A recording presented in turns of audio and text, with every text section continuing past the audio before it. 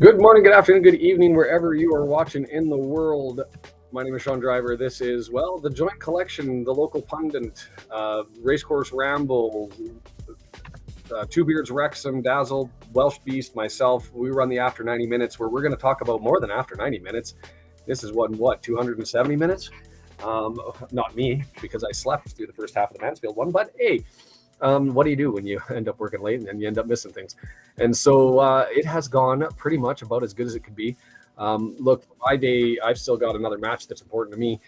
Canada playing Trinidad, if you are just joining from another channel, starting at 1 o'clock. And that one matters to me because that's Copa America qualifying. We need to win that one to draw into a group with Argentina, Chile, and Peru, which would be a lot of fun. And if we lose, that's frustrating, and I will be exceptionally angry, and it will ruin what has been a marvelous day. Colchester does us a favor, takes 2 points away from Mansfield. We go and do the work in the first half, and then cruise to a victory. And then we've got the follow-up with the Stockport beatdown of the MK Dons. I've got Sheldon in the background, Racecourse Ramble. Josh is in the background. I see some people are away, so they're getting ready and prepped. Doing biological breaks and otherwise. And what I'm anticipating is I'm going to be handing this thing off at some point in time and letting them go as I eke in the background and try to enjoy the madness that is 4 games of football. Look what Wrexham's done. Pulls me in, draws my attention and love to the game. And while I would have watched the national team, it means a lot, especially because we're 50th in the ranking.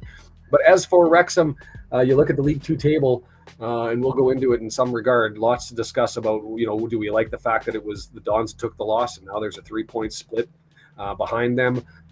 Or would we have preferred Stockport, who was looking out of form, to end up being the team that was more likely to draw out? Lots to talk about there, and we'll see where we're at. Hey, here's the things that you can do.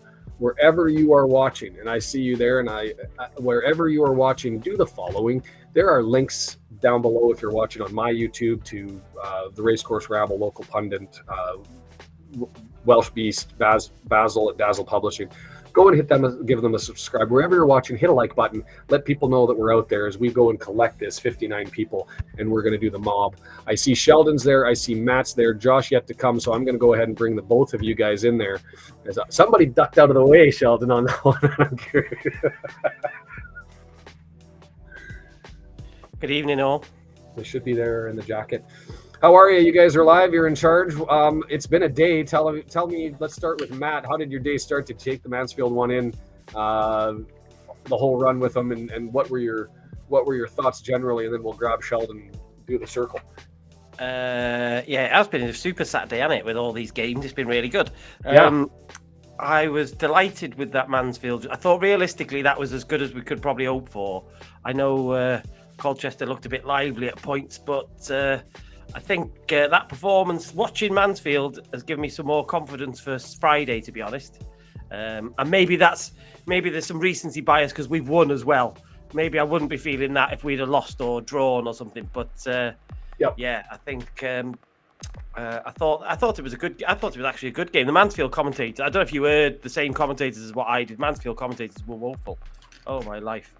I don't even know who I ended up getting because I was so groggy because I worked until 2:30 in the morning, crawled into bed, didn't get up for the first half, and then it was right on. It was like, let's talk football. What am I doing with my life? That's the second time that's happened this season. I did the same thing with the first Tranmere game. You're allowed to do that. That's okay. It's early for you, mate. I tried so hard. Kim saying Wrexham didn't play that well, just got a great result. I'll follow that up with Kim just before you go, if you don't mind. I was just going to say, I thought that we played exceptionally well in the first half and did what we needed to do, and then we shelved it. Yeah, I understand what Kim's saying. I think, and I feel free to disagree. I'm amazed that Grimsby tried to play football with us. I thought they were really open and expansive compared to what I thought they were going to be. I thought they were really going to shut up shop, proper shut up shop. And they didn't. They did try and play. And I'm delighted with the first half. And the second, I was disappointed. This is going to sound weird. I was disappointed with the second half because I wanted us to go on and thump them and really send a statement. And I think we just, we obviously sort of we did the professional performance, didn't we? And just let them get back into it with a soft goal at the end. But, let's be realistic. It's back-to-back away wins for the first time in nearly a year in the league, and a confidence boost ahead of Friday. Yeah, and I'm all for it. Sheldon, why don't we jump in? I'll bring Josh in, who's now ready. He had to get something, and I've got a graphic to fix up because I don't know why I've still got the scoreboard from what I was doing with mine. So I'm going to fix that. So Sheldon, did you watch all of them? Did you watch part of them? Were you doing the show with Josh? Tell us about how you viewed that and what your thoughts were initially. Are you muted?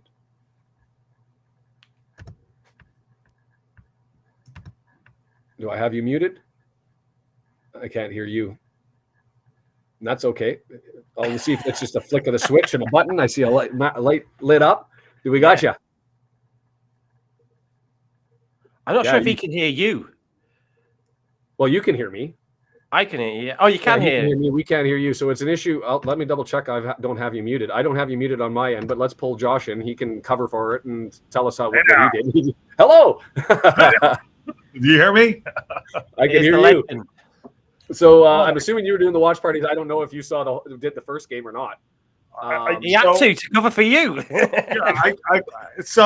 All right, fair play, Matt.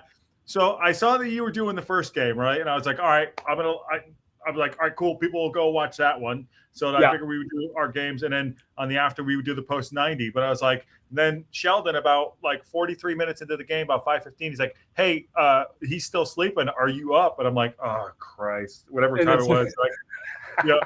And then I saw your thing, and then Matt was like, get up, loser. I don't know if it was loser, but it was something on those slides. I suck at communicating. I've been so bogged down with work. I've ignored my family. I've ignored everybody and everything. But we'll set it right. April 1st for everybody that's here. We got 100 that's in here. I think we're going to do a mass watch party, and I don't know exactly who's all going to be there, but we're going to find 4 bodies. We'll stream it everywhere. Yeah. Each of us will watch a game. We'll draw lots or do whatever for 4 different matches that are going on, because Wrexham plays on the 2nd at night, right? Easter Tuesday. How did that work out? Yeah. Because I think it was police reasons was the reasons that they gave. The game that I wanted to go to, my wife being from Doncaster, that was supposed to be Mansfield. So we'll do the Mansfield one individually, but then we'll follow that up with the group one. So we'll let everybody know that we're all going to be watching that one together. I was so pissed because I wanted to do, not pissed, but I was like, I saw the post 90 that I was up, and I'm like, the Stockport one, I wish we all coordinated with Matt. Now I know Matt was making a curry, which apparently was awesome. But anyways, I was like, oh yeah, we stuck it. That's on me. I have to own that and apologize to everybody, and we'll carry on and do this as though I should have brought Sheldon in right there as he was shotgunning that monster drink or whatever he was pounding back in the background that nobody else sees but me. Let's talk about what your thoughts were generally, and then what we'll do is we'll try to encourage some other people in here. I see Sheldon's there, but by all means, Starkey, get yourself in here. Get in there. Find a link. Well, I'll grab it momentarily and put it in the chat. I'm just trying to fix my graphics as we go. But Josh, generally, what did you think of the day? What did I think of the day? So I thought the result early on was good for us. Obviously, there's no doubt. Them dropping points is great. So I'm really excited about that. I would have liked to have seen them win, but the result is good for that, for the Mansfield game. Cool. We go into our match. I thought against the run of the wind, I thought we had a fantastic goal by Cannon. His second goal was probably our best goal of the season, and then the third goal by Moles was fantastic. For whatever reason, and this is going to come into play. It's going to come up. We do not. I'm so happy we won the game. And Matt brought this up earlier to do. I'm so happy we won the game. I do not understand what we do in the second half. Tactics, not bringing subs off, people on to save players. I don't understand it at all. I'm super happy we won the game. That's Parkinson's way. I think results went good. So overall, I think the second half was good for the fact that we didn't lose the game, but I don't understand the tactics. 3-0. Yeah. 3-0. I'm with you. And then finally, what we'll do is we'll bring in Sheldon. I'll let him lead, and then I'm going to grab a copy of that link and send it out to the chat so everybody can do it. And then we'll try and get caught up on the chat and go through, as we're already drawing 111 from all of the streams. Some of those are Twitter, some of those are YouTube, some of those wherever you're watching. I think I'm out on Twitch and Facebook. On Twitter. Yeah. And fair It looks good. Throw this one out there. There's the link. You click on that. We'll bring you in. You can have a chat. You can express your thoughts. As I guess we'll probably just do the Wrexham game first, Sheldon. After, do you want to test your microphone first? No. Is that just fine? Yeah. He was fine with you. So I don't know what that is. We'll boot you out again. We'll always have you back. And the tech gremlins of doing this sort of thing are always fascinating, but I think easier to manage here than on stream, on Spaces on Twitter. So let's go through our match. As to we came out, you said goal of the year already on the second goal, but let's talk about the first one. And the first Cannon goal was kind of cheering for the hat trick. There's not much to talk about other than the goals. That may be the issue. Was there a controversy? I mean, we can talk about the ref, but there was nothing really controversial, I thought. It was what it was. But go ahead and for me, the first one was Cannon really just taking the bull by the horns, got the ball in the middle of the field and ran forward. And Tharn, I thought, for Grimsby had an absolutely atrocious game. Go ahead, Matt. I mean, I'd fire the goalkeeper tomorrow if that like dived under the ball or something, didn't he? It was a bit of a clanker, but nobody seemed to give him much stick. Interestingly, which was I found but.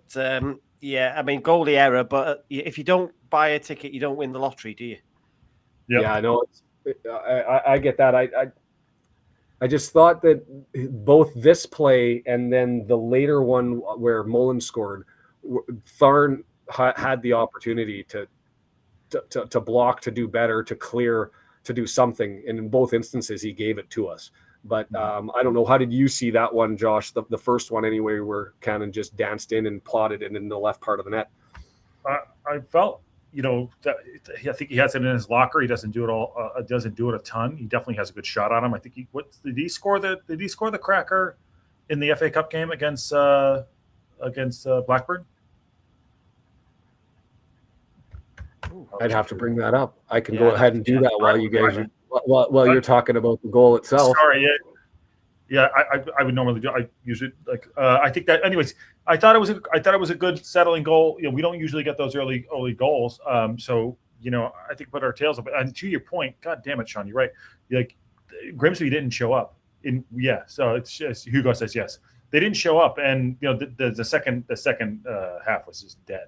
Absolutely dead. But Cannon had a good strike. Cannon had a good strike. Anything to add, Matt?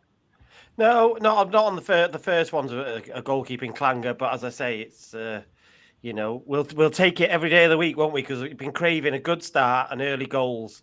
And I did text one of my friends today and said, God, what I wouldn't give for an early goal to settle us all down. And lo and behold, we got what we prayed for. Yeah, it was. And I get that you can blame the keeper somewhat for that, but the thing that surprised me, and I think it actually surprised Cannon because you kind of saw the hitch step delay before he moved forward, was how much open space he had. No defender coming out. He's in the middle of the pitch. Like, that's prime territory to have a crack. He almost went a little bit too close, but even then, there was still time for Tharn to get out there, and nothing. If that was the game prior, we know that would have been blocked, right? How many blocks were there? What? Yeah. You're right. But it wasn't. Yeah, settle it down, get all through it, and I was all for it. Then the magic goal. Oh yeah. I won't even introduce it. Josh, you called it potential goal of the year, so I think it's incumbent on you to end up describing it, and then we'll talk about it. And we were on our stream. I think at the time, and I'm going to call Ivan out. I think at the time, and here there's a backstory that I don't know if anyone's watching. He was saying, "What do you see out of what makes Mullen a great player?" Or whatever it is, whatever he said at the time, right? And he's not here to defend himself, so I'll let him do that. So he said, what makes Mullen a great player? And then right out the bat, bang, Mulls does a 1-2, nice left-right, gets it out to Stash. Stash has a nice 2 steps out, puts it through ball, and any cannon in stride puts it in the back of the net. And I'm like, well, he started that, and I was like, that's probably our best goal of the season, and what we have been lacking that was like spark and getting us going. I thought we would kick on and do more, but that to me was like an indicative of exactly what Mulls can do and the quality that's on the pitch. And I was like, shit, man, that's a goal. Sorry to swear. I apologize. Yeah, no, hey, it doesn't offend me. I'm easy. if any of the 162 and rapidly increasing have a problem, like buttons also work as well as subscribe buttons. But Matt, what did you see on that one that you thought, loved, hated? Won't hate any part of it, but go ahead and tell us what your thoughts. I think what I loved was the finish from Cannon, but the ball from Tom O'Connor, Stash as Josh calls him, the ball with his right foot, I believe.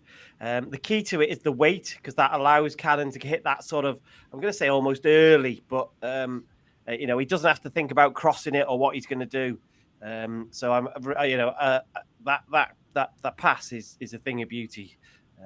But the finish from Cannon, we've only seen that fleetingly from him, really, just here and there. So it's nice for him to get a couple and for him to show us that. And I can't remember whether I said this as I bobbed into your stream, Josh. I think the key today was Tom O'Connor allowing Cannon to go and do a bit more of that box to box and get forward and not have to worry about basically covering for everybody else. And I thought that was perhaps Tom O'Connor's his hidden attribute today. True. Sorry, true on that. Like, we noticed that too, and I think you talked about it, Sean, on one of your last streams, having Lee in that pocket on the left side. You brought that up, I believe, and having him pushed up a little bit forward. I think that Tom Stash opened it up a little bit more, but it allowed that to happen. I think we mentioned that last stream as well. Yeah, it was an interesting one for me because Matt, you identified that pass was a thing of beauty. It was in the perfect spot to get a full extension on a one-touch hammer job that Cannon was happy to deliver on. And I just looked up the stats. Cannon has 3 goals. He scored 1 against Harrogate. He scored in the second round of the FA Cup against Yeovil, and then he scored in the 4th round against Blackburn. This is now his 4th. And I believe one of those was an absolute screamer, and I can't remember which one that was. It's the Blackburn. It's the Blackburn. It was the Blackburn one. Is it? I was there. I can't even remember it. Yeah. That's your 49. Like this. But I just to take a little bit of a divergence here, and I say that knowing and appreciating that, Josh, you have a lot of love for Stash or Tom O'Connor, is he had some rust, and it wasn't his passing as much as I found it was his first touch. Like usually he's a vacuum or he's Velcro and its balls stick to him and they end up on the floor at his feet. He had a couple of bad passes, but it was more the first touch. I was like, whew, he needs to have a run. Somebody did mention in our watch party on the Stockport that he's potentially playing in a reserve match on Tuesday. Which I thought, A, do they have a reserve match? And B, why would you put TOC on that one he played on a Tuesday when he ran the whole thing? But something to keep an eye out for. I'm not sure if that person knew or not, but it was nice to have him out there in any event, banging out that rust. And I thought, although the subs came late, I was glad that he was able to use it for the entire 90 minutes. Maybe before we get out to the subs, Can I just follow up on something you've just said? Yeah. And what I've noticed from watching Tom O'Connor, and Aaron Hayden is exactly the same. Just going what you've said about his first game back, he's one of those players that needs 3 to 5 games to get to start getting dominant and be at full flow. Some players can come back straight away and pick it up really early, but I've noticed Tom O'Connor and Aaron Hayden are particularly, they need the game time. Well, then play him on Tuesday. I mean, if they have, at least if it is a reserve game, at least give him 45 minutes maybe, and and then rest him. But it'll be interesting to see that because that is getting, he gets a knock or something ahead of Friday. That would be a risk. I got nervous. He went down to tackle, held his thigh. I think he got stepped on, and I was really surprised that he played 90. I was really, really surprised. Yeah. Unless Parky knows he's not going to start him, and he's already made the decision to play McLean in midfield, but. Mendy going off with what looks like a dead leg, but I'm not sure what that was. That puts that at jeopardy, you would have thought. Mm-hmm. And they do play. They play Burnley at home on Tuesday, the 26th. Right. Yeah. So there is the possibility they could get out some raw rust. He's young. He'll bounce back. He's 24, right? He's 24, right? I believe so. Let me just jump back. And I know that from my EAFC. I think he's 24, 25. On that note, how did McFadden do? You mentioned him coming out, Mendy coming out. How do you think we did? I mean, he played, okay. I thought he didn't do anything wrong, did he? He didn't do anything wrong. He didn't do anything amazing. He had that one little play in the corner, and I'm trying to exactly remember what happened that I was complimentary for, and I can't remember why I was complimentary for. Is that because he's so down your depth chart that you don't pay attention? Don't care. I mean, I will. Yeah. I will say McFadden was fat. Well, that was in a private chat. You're not supposed to read the private chat. He's barrel-chested. He's not fat. No safety. Sheldon, I'll bring you in here and see how that's going. For everybody else, I'll copy and paste this one out there. There. He's put it in there. See, it doesn't matter. He's put it in there. Beautiful. Oh, Jesus, Sheldon, we'll draw you in. You can talk about McFadden if you want to. We can go over the third goal. The link is there again. Anybody who clicks that, jump in. We'll bring you in, have a chat, and just interrupt ourselves as we coerce. Yeah. Sheldon, test that mic. Hello. Hey. Gremlins fixed. Okay. There you go. What's the cup? So it's on you, Sheldon. You can talk goals. You missed the first two. We haven't done the third one yet. You can talk about TOC. You can jump about McFadden. If you had something to go on, feel free to share your thoughts on that one as I try to get through the chat and bring this stuff in. Before I start, is this an explicit video or a non-explicit video? Where do I draw the line? It's not explicit. It's not set up for mature audiences only. I was told the Aussies weren't joining us. Okay, but right, that's nice. as Ryan said in that interview, PG-13 gives you 2 curse words and that's it. Over. Right. So okay, so go ahead and fire it up. I can break that in one sentence, so I'll just not do it. Okay, so love the win. Love the fact we're pushing. Great coming into Mansfield next week. If we can take them out and take another 3 points, we're in excellent shape for the end of the season. However, I am sick and tired of not playing positive football. Right? I came onto this after 90 minutes, after the Accrington Stanley, and I opened with, it was the best of times, it was the worst of times. The first half was great. We scored our goals, we took our chances, we played, and we looked like a top 3 team. And then what happened after Accrington Stanley? We came out and did nothing. And now what did we do in this game? Very similar. Now, I don't mind doing nothing if that's what you're telling the players to do. We've got our lead, we're happy with our 3 points, don't do anything stupid, fine. What is he doing with his substitutions? Why on earth was we haven't gotten there yet? We haven't gone negative down yet. We haven't gone there yet. Yeah. I'm going to vent just a little bit and then calm. So that's my big issue. Is again, it's all back to this. It's like I actually am much more negative when we win than when we lose. It's so weird. It's like, why can you not come out of a match where we won 3-0 and be happy at the end of it? I should be able to. I should be able to enjoy the second half and not be complaining about this stupid stuff. So that's my point. If you want to go defensive, take a striker off, go to one striker, do something. Change it to defensive, and off you go. And at least it's for a reason. I just hate this. Leave the team together. And do you know what? It's not as if we don't need the goal difference. Because what? Okay, we might end up in a draw and lose on goal difference. Because that's not going to happen. Yeah, right. We'll see.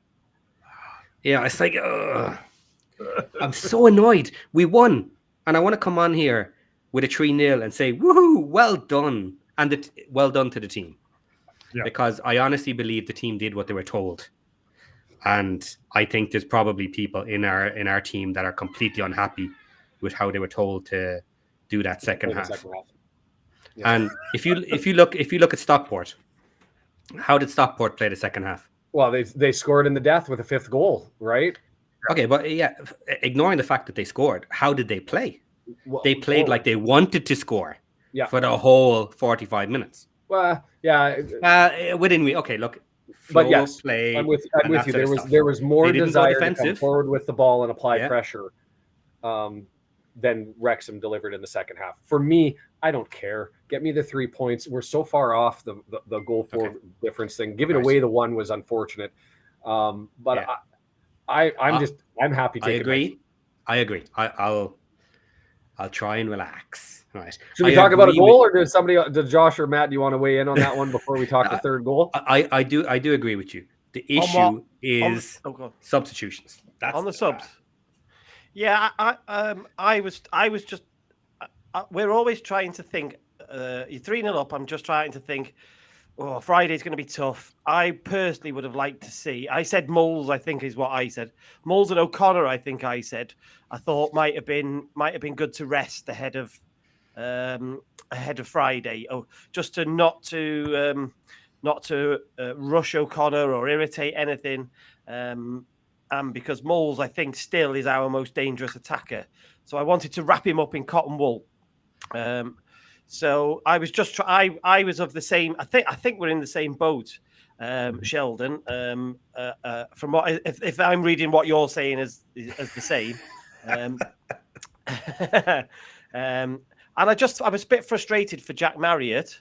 Just because I thought he's supposedly got this hat trick. Granted, it's against it's in a supposedly you think they misreported it was it's against a youthful side, right? So you've got some context to it. But then I'm like, surely you give him half an hour today when you're 3-0 up to rest Moles and to give him the opportunity to go and get his goal. And whoever else, that maybe people are thinking of other players that they would protect. And I just thought that was a wasted opportunity to perhaps do that and we would have had a different performance in the second half with a couple of fresh legs early. Maybe getting Luke Young on, or I actually said McFadzean. I said I'd actually like to see McFadzean get on, and ironically he got on because of an injury, not because of perhaps just to give him the chance. So I think we're in. I think that's what Sheldon is basically saying. It's just about a bit of squad management. Is what I would say. Yeah. Oh yeah. What do you think? If you want I'm gonna sort of. I won't echo exactly what you said. That was I wanted Marriott, and I was calling for him earlier. He deserved to get on because he scored the 3. Rest Moles 100%. The McFadzean thing, look, I don't have an issue. He came in, he played the role, he was good. I have an issue with the fact that we, on the governance side, we left a spot open and we didn't go and get somebody. That's a different problem. And I guess the issue that you have to consider is if you're getting a free agent in, it's somebody who's not playing. Are they going to be up to par and be ready to go? Are they familiar with the team? So it just made sense. But I would have rather used that spot. And I think I said somewhere that if it was a bust, the January window has been a bust. You've got Marriott, who hasn't done anything and is not allowed to do anything.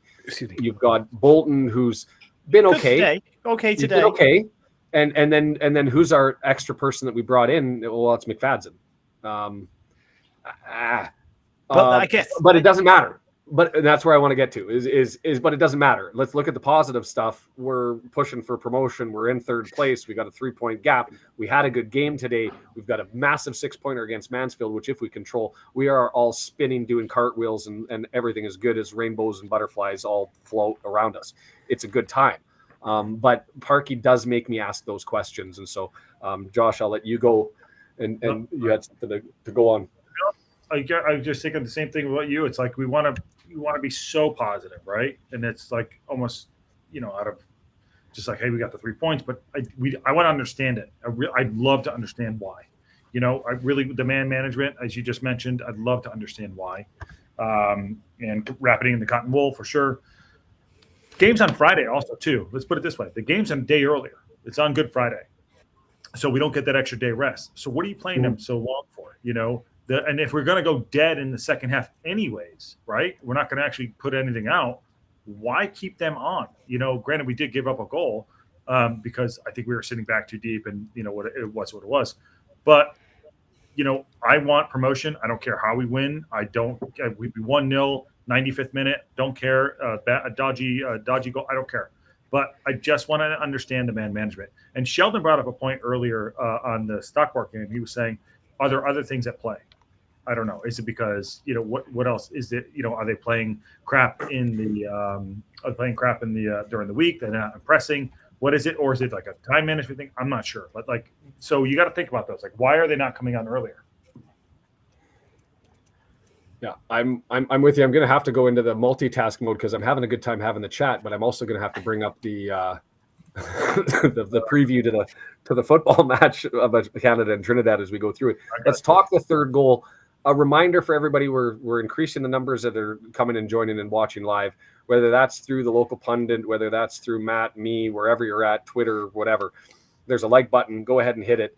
More importantly, there will be a link. And I'll even put it in here again because the whole idea of this and the magic behind it, as much as I do enjoy talking to these guys and sharing our thoughts. He's always trying to kick us off and get other people on.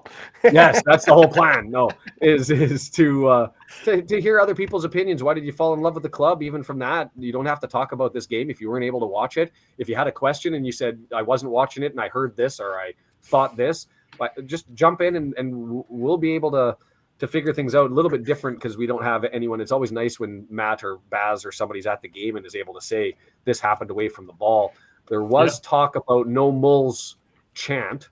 Can we? Yeah, I'll attend to that. So why don't we talk about the third goal? If you guys want to go around the horn, and I'm gonna jump onto something and do some cleaning here. Go ahead. It was just brilliant Mulls, wasn't it? It's just exquisite, and the timing was exceptional because it's just put the game. I know we're all looking at the spam now in the comments, but it put the game to bed really. So, but what a finish of somebody who I don't think if he hasn't scored those goals that he has recently, he probably doesn't. He probably sticks that in row X or something, doesn't he? It's because he's got a little bit of confidence from the recent games. The captain's armband, of course, today. And I think it just, I thought it was, is exquisite the right way? I thought it was a great goal. It was a great goal. There was another. Are you doing a watch along, Sean? I'm going to do the watch along for the Mansfield match. I'll do all the watch, and then the first we're going to do the group one, right? That's the plan. Yeah, I'll come up with a graphic and send it out to everybody about the mass one, and then we'll do the watch along for the game that I should be at in Doncaster. Okay. And we'll get that all out there. I'm trying to grab these and send the blocks out and do my thing. And I've missed some chats, and I apologize for that. We'll come back to it. That one was another one that I put on Tharn as well, though, because that Mendy muff shot that, like, he muffed it. It landed to Tharn, and he muffed it, and it landed on Mulls, and he just bullied it, right? Just a pirouette. Just a great pirouette. Cool. I don't know. I was joking about this as I was watching the MK Dons Stockport matches. If I was a fan of a team that lost today, I don't know if I would be more pissed off as a Grimsby fan upset at Tharn or at an MK Dons fan upset at their manager. And I say that because they went with that 18-year-old kid up front instead of their top goal scorer, and they went with a 22-year-old low-minute center back instead of Norman, who I know he was banged up a month ago, but I thought was back. I could be wrong, and somebody can clarify if they're a Dons fan and know the details. But I thought bold move by a manager. You're going into a 6-pointer, and you go with an 18-year-old kid who's had 300 minutes in the league. What the flying hell are you? So I guess maybe we make that a poll question. Who would you be more pissed off as a Grimsby fan at Tharn? Do we have others that we can put on the list from the collection of games that we saw today? Well, Parky for risking Mullen. Just about Parky for leaving Mullen maybe. on? Yeah. But just on Tesjil, I mean, he's really highly regarded, you know. That's the caveat. The little asterisk is, but this guy is that, you know, they think he's potentially, you know, I don't want to say world class, but because you're putting it, you know, but they think he could go far if he stays on the straight and narrow. So that's the only caveat I would say to that. But I understand what you're saying. It's you know, it's a risky. Oh, it's getting risky. It's getting risky in the chat. It's risky in the chat. That's interesting from Emma. I didn't notice that. Yeah, and I turned it off because I was jumping ship right away to get over to the next match, and so I didn't hang around like I usually do and pick up that sort of stuff. But in fairness, Mullen wasn't on the pitch. Yeah. Yeah. He So does do it when he's at sometimes, home. you know, I'm not yeah. sure. It's hard to know. We don't know. Did they need We to don't get know. off? Did they need to get to a flight or a bus or what? It's hard to know the context, isn't it? It could be anything. He could have walked off and had an early shower or got changed early. Who Yeah. knows? You know what I mean? And The granted, last we're 2-3 going, minutes, he just went and had a shower. Who knows? yeah, and we're going granular, trying to read. We're looking yeah, in yeah, something. yeah. No, we're definitely going granular. I mean, Christ. My father-in-law was listening to us last week. He was sitting next to me listening to us on the post 90. Sean and Matt and Shell. He was like, "You guys really get into it." And he's from Minnesota. He's like, "You guys really like get deep into it." He's like, "Good on you guys." I was like, "Yeah, first time caller, long time listener. Like, thank you very much. I appreciate it. Like, you guys get in the weeds." I was like, "Yeah." I was like, "You want to come on?" He's like, "Oh, I don't know." He's like 71 years old. I don't know if I understand it. Like, yeah, but if you have an opinion, we'd love to hear it. You know, but like, get granular. Like, Mullen didn't fist pump this guy. Is it going tits up in the locker room? So, it's cool. That's why we do it. It's awesome. Really cool. That's an interesting point from Kim. What fans can be annoyed at? Yeah.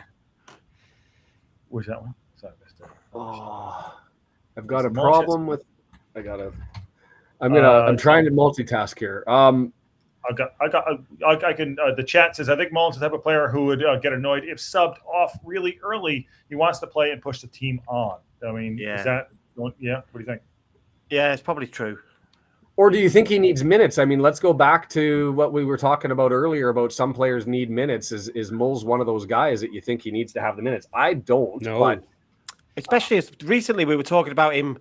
Parky was talking about him carrying an injury recently a few weeks ago, and we weren't sure whether injections in the back. Yeah, we weren't sure if he would start the next game. He kind of left it as if, it was almost like he was warning us through the press that he might not start the game. So you would think that they would think, well, let's just not take any risks here, I guess. But you know, I think Josh is right. I think, you can look into things too much, can't you? Ruby slippers, fist. Jesus H. Yeah, I mean, that's great, Jesse. Yeah, so we've sorted Kate. Too soon. Did we crack that then? Did we? Yeah. Mulls needs goals. Jesus Christ. What do we have? Are there any games tomorrow, or is it just the Friday games? No, right? No, we're done now until Friday, and then quick turnaround to the Monday, Tuesday, isn't it? Let me just grab my. There's no Tuesday game in the league, is there? No. Sorry, that's the following week. With week. I'm so scrambled with where things are at. We're at the 23rd. We'll be back on Good Friday on the 29th, and then back on the 1st. It's a relatively quick turnaround after that. That's the game we're all going to do together. Oh, my God. And so we've got. Let's just bring these up here. The women So play. there's games on Tuesday. Oh no, that's last week. Let me go to the schedule and not to the previous one. So we're nothing until Friday the 29th. All kickoffs are at 8:00 in the morning. So everything's going to run on the 29th in the way we run. Then we're back on the Monday. So that's Saturday, Sunday off. Back again on Monday, and that's all of the teams except for us. We're the only team that's playing on Easter Tuesday. So we'll have to figure that one out. And so that's an 11:45 start here, 2:45 on the East Coast, 7:45 out at for you and me. Yeah, for you and me. And we go back. You guys change your clock over that weekend, I believe, over Easter. Is it this weekend or Easter weekend? Next weekend. Next weekend. And so they'll be back on normal operating procedures for us. Matt, when are you running your race? When's your race? April 14th. Oh God bless you. Got a while yet. We got 3 weeks tomorrow, I think, isn't it? I think if that's right. Okay. So, I was going to say, are we going to be up by then? Hopefully, we'll be up by then. I mean, that's ambitious, Christ. Sheldon brought up something earlier too. Speaking about going up, Sheldon was saying earlier that the Stockport match might not come into play in any shape or form. I don't know, what the logic is that. Like, because it's the last game of the season. Should things be sorted out by then? Is that, I don't know. Yes. Yeah, I think that's. Yeah, that would be nice. Okay. The comment I made was we were talking about 6-pointers. And I said that our match with Stockport may not be relevant at that point because 6-pointer only counts if we can catch Stockport. If they're ahead of us by more than 3 points, it's not a 6-pointer. Mhm. It just means we need the points to stay ahead of someone else, not to catch Stockport by keeping them at a 0. So it's not a true 6-pointer. Unless, of course, that is the difference between staying up and going down, and we're fighting Stockport for third place. I think the Mansfield game is potentially a 6-pointer because they lost today, or they drew today. Well, Mansfield's is huge. Mansfield's massive. Mansfield's huge. But you look at what we were looking at was the games where the teams aren't really playing for anything anymore. Like you look at the Colchester, the Sutton, and the FGR games. The FGR starts their 5-week run of games, 5 matches of games against the top 5 next week. Yeah. But they're all playing for something. If you start to look the other way and say it's the teams that don't have anything to play for, and as that window closed, now I don't like our schedule as much because we've got Mansfield next, and I'm going to have to throw this up over here, I think, as I'm going to eavesdrop on the Canada game. You've got the Mansfield game next, Doncaster, that means nothing, but then you've got Colchester, Crawley, Forest Green, and Crewe. All of those games matter for playoffs to avoid relegation or otherwise. We've only got one game out. You look at the other games that are around, like the MK Dons, they've got Notts, they've got Harrogate. We've got a bit of a tougher schedule for at least as playing teams where the games matter. Mm-hmm. We had said like teams that don't give a crap anymore, like you're saying, like they're already sorted out. What channel's your Canada game on? What team is my which? Sorry, I'm trying to see what the Canada game, but I found England Brazil. Right. I think this is easier to look at backwards. Okay. So our last match is Stockport. What is the likelihood that Stockport versus us is particularly important between the two teams? I don't think it will be. I expect that Stockport are already safe by that stage, and they're guaranteed to be in the top 3 unless they go on a massive slide. So for them, it might not be that important. It may be important to us just to keep our 3rd position. Previous to that, then we have Forest Green Rovers. Is that correct? No, yeah. Crewe. Crewe. Sorry, Crewe. We need Crewe to lose a couple in the next few matches. We need them to slide far enough back that they are not getting an automatic promotion. Now, we can be fighting with MK Dons, but we don't want to be fighting with Crewe because we have to play them in the second last match. If they're comfortable and in the promotion spots, cannot win automatics, that's better for us. Every team wants to beat us, but that's a separate issue. So at least they can't get automatics. That would be preferable. Then we have the Forest Green Rovers. By that stage, we want them to have been relegated. That's way out or way safe? Yeah. Well, no, they won't be way safe. There's no way they'll be way safe. But they could be done and dusted, that there is no chance, or at least virtually no chance, that they're going to get out of relegation. That would be preferable. And then we have Crawley Town, the match before. So that's 4 matches, the one I'm going to. Preferably, if they go on a little bit of a run in the next couple of matches before they play us, they're comfortable in promotion, but again, they can't get automatics. As long as they're not worried about sliding outside of that 7th position, they don't have anything particularly to play for, except for style points for taking out Wrexham. So it depends on how their matches go. Yeah, it's going to be an interesting run in one way or the other. Only my second experience of going through the whole chaos, so yeah. I know I'm going to get distracted, but I'm I'm enjoying having the chat. What else do we talk about that game? Were we missing anything? Let's talk about the referee. Ole Yates, one of the most experienced guys out there. 4 ways through, and came as scripted, doesn't call a lot of fouls, and when he does, he gives the cards. I thought he let a lot of it go. We were joking that it was like old-time hockey, and we were talking Slapshot movie references, if you don't know Slapshot being a old-school ice hockey movie. And I see Hugh has lined up to join us, so I'll bring him in here in a moment. He's joined us on the chat. But what did you think of the referee and the quality of the game and how that went? Can I just give the stat for someone? I'll give it to Matt real quick. Matt, I'll give it to you. Check. Me, the wife, and Wrexham do a great job. Me, the wife, Wrexham AFC do a great job at his stats. Elite 2 stats: 13 appearances. This is before the match. 61 yellow cards.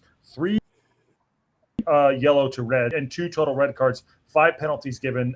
Gave a red card to Cannon and Evans on Crawley and Colchester. Sorry, that's it. That's the. Yeah. I'd seen that a couple of days ago, or whenever it got posted, and was fearful. But yeah, there was a lot. A lot of the niggly ones that normally get given, the little pushes and the nudges and players falling over. It was like he'd been taken over by somebody else today. He wasn't his usual self. And I was waiting for him to blow up for fouls, and I was like, oh, this is quite nice. So very unoffensive. And I thought he did all right. I thought he did all right.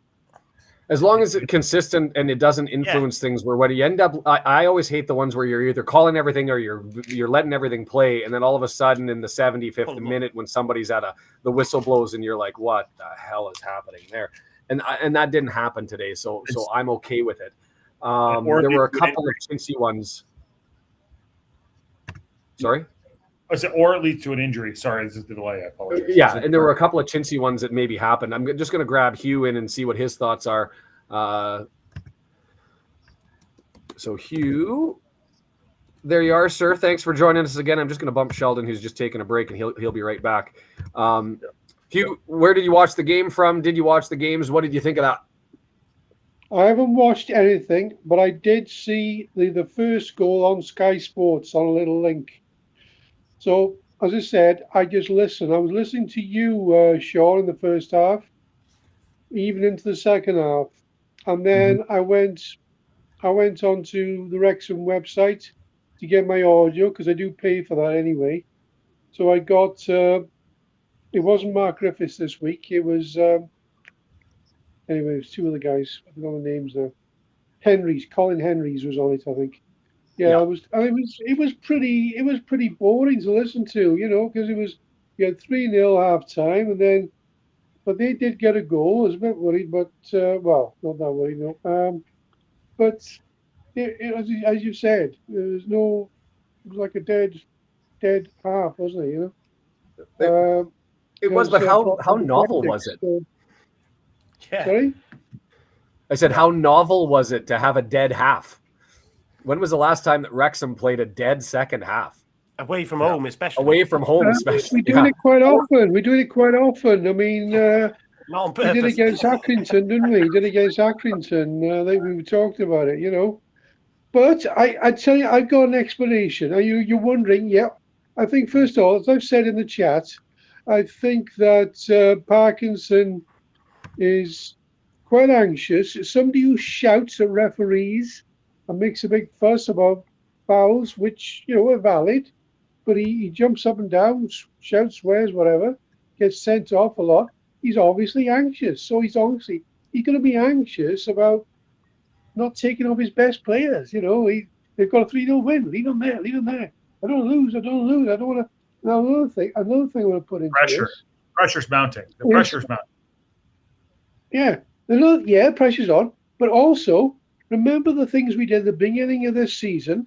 That was because of different reasons, but also in the past, the season we went up and the season before. Remember these scores? 6-5 from 2-5 against Dover. Yeah. 7-5 against Barnet at home. 5-4 loss to Grimsby in the playoff semi-final. He doesn't want those type of games. He wants to get 2 or 3 goals ahead, control it. He doesn't want it to, we could have gone gung-ho and said, probably he's wrong, but maybe sometimes he's right, We could have thought, right, let's get a 5th, let's get 4, 5, 6, And then they get 1, then they get 2, and maybe we don't get a 5th, it's 4-2, and they get it. He's just scared of a open game and end-to-end football. Mm-hmm. We've done it. We did it. We haven't done a lot of that, but it has happened, and it's not good. It's not good for morale either. I take your point with that. I mean, a change in tactics would have been fine to have one striker come forward. If not, Marriott to me is just as bulldogish. Doesn't certainly have hasn't demonstrated he's got the same closing power that Mullen has by any stretch. But as far as being a bulldog on the ball defensively as a striker coming back, he's responsible. So I'm comfortable with him in that role, and certainly with Fletcher. So for me, I just didn't get it with the Friday turnaround, the Tuesday turnaround, and then this final Saturday. We've got games coming in short order here. I would have liked to have seen a long-term, a little bit more management. I was thinking we're going to get 5. I actually said in the chat we'll get 5. We'll get 5 or 6. Keep a clean sheet. But it went the other way. We let one in and we didn't score anymore. It was boring. Yeah, it was boring. And you see teams carry on and they get more goals. They get the goal difference up. I don't know. It's hard to know. But I think I'm only trying to explain why Parky does it. I'm not saying he's doing I don't think he's doing the right thing. But I'm explaining that he just doesn't want. Once he's got a 3-goal lead, he doesn't want to take any chances. Because I'm all for the explanation. It absolutely makes sense. The points are the most important thing, aren't they? But also, I do agree. This Marriott lad, he's got a bit of a pedigree, and he's running down his own. Well, his career is being run down at the moment because he's supposed to be a good striker. He's done very well about 3 or 4 years ago. He's got to be someone for next year. At this point, I mean, unfortunately, that's the way it looks. It looks like right now it's got to be someone for next year. I mean, it just doesn't look like it's in the cards for him to have a steady, to be steady. Well, he's got an 18-month contract. He'll give him a bit of a chance next year, probably. But I don't know. But you never know. These players are, they're playing, they're involved, they're on the bench. Who knows? We might get into a serious scrap, or every game is, I can see when we play Stockport the last game. I'm worried about that. When we play Mansfield as well, coming up, these will be games. Well, it could be one of those games we can't avoid. It's be end to end. They score 1, we score 1, they score 2. Then we have to go back. He doesn't want that, but that's when these players will come in. Maybe I don't know. But maybe they need a chance before that, But anyway, that's my thoughts. I don't say more. I've said too much. I think I appreciate you, Hugh. That's exactly what we wanted, was the opportunity for people to come in here and share their thoughts. So I'm definitely thankful for you. I'm going to go grab you and bring Sheldon back in, because I think Josh is about to bounce out at some time soon. So we'll give him an opportunity to do that. So let's I'll bump you, Hugh. Thank you so much. That's exactly what we want. Click the link down below.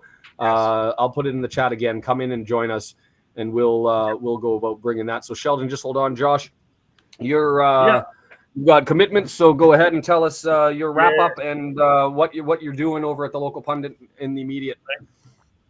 Well, I'll put it out first. Great job, Sean, on what you're doing, and Matt and Sheldon as well. Good community we're all building in this.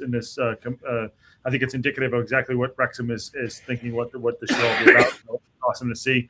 On us, we'll do a Wrexham reaction tomorrow, which will be a tentative title that I'll have to work out with Matt.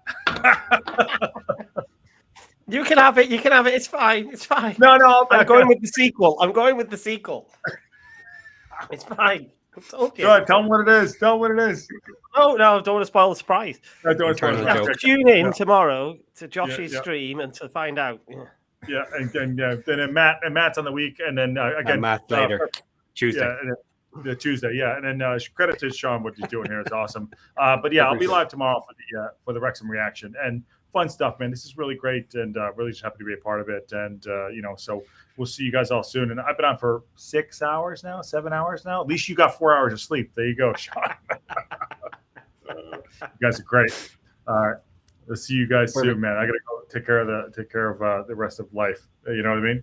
What time tomorrow? I'll let you all know. Have a good night, Josh. Sorry. Yeah, perfect. Thanks, Josh. Appreciate it. See you, Shell. Local pundit, go over there, hit the subscribe buttons and the likes and all that sort of stuff. All right, cheers, Josh. Hey guys. Stephen Jones, pleasure to see you. Just wanted to address this one and talk about the back line, because we've obviously got the changeover here with TOC. Where's he going to slide in? McLean comes back. Do we want to start taking guesswork? Stephen, do you want to click the link and come in and tell us your thoughts? Does somebody want to, Sheldon or Matt, guys want to go first? You want me to hit that one? Because I've been debating it in my head and I don't think I have an answer. Does it depend on Mendy? If that was a dead leg, which is what people were saying, then he'll possibly be okay. So that then gives us the flexibility to put McLean wherever he wants, doesn't it? Move McLean around. Let's go with that. Mendy's back. Because I think it's easier if Mendy's out. It's McLean's there, and then you've only got the decision of where TOC goes. Does he replace Boyle? Does he not replace Boyle? You can't change that back line, can you? I know they've conceded a goal today, but you know, I struggle unless somebody's injured. I'd struggle. I wouldn't change that back line. I'd stick with it now. Even if you do prefer Tom O'Connor at the back, which I understand what some people are saying that he has to go back there straight away. I get that, but I think we need him in that midfield actually. At the moment. So keep him in reserve if one of the defenders goes down. I'd rather then move him than perhaps bring Tozer in out of the cold, out of nowhere. We had a period worried about the back line, and that has passed. We are happy with the back line at the moment, and even the goals that do go in, or even a mistake here and there, so be it. Players will always make mistakes. I have not spoken about, or I've not heard people speak about being worried about the back line for months now. Yeah, at least 8 games for sure. Yeah. It's one of those things. The old thing is no player should ever lose their position because of an injury. At least that's what, in North America we say that. So then that means if TOC is back and he's healthy, he slides back in. But I do understand and appreciate the fact that Boyle's been solid and TOC is needed in the midfield, because if the question that I have is if George Evans was in the middle with Cannon and Lee, you're not touching the midfield. Then James has just put that question in. I don't know if you can see that yet. That's basically exactly his point. And let's scroll back to that one. And I would agree with James in that scenario. Yes, I think when Evans comes back, yes, he is one of the best players we have in midfield. He needs to go back in, assuming he's fully fit and everything else. And then you would consider, okay, well, now Tom O'Connor is of such a high level, we need to find space for him, and he slots back in. And Boyle maybe steps out, but Boyle has been doing really well, but he's not better, with fit players. Agreed, but I think what Matt was getting at is you go with need, and you have to have that assessment of what's going on and where the gaping hole is at the moment. And I don't want to talk about depth charts and Luke Young. That first corner from Lee that went short again, I was like, why? And we had TOC, and TOC waved him to go and take it, and I was like, why are we doing this? I have been thinking about this for the last few days, and I really hope I do it before the end of this season, right?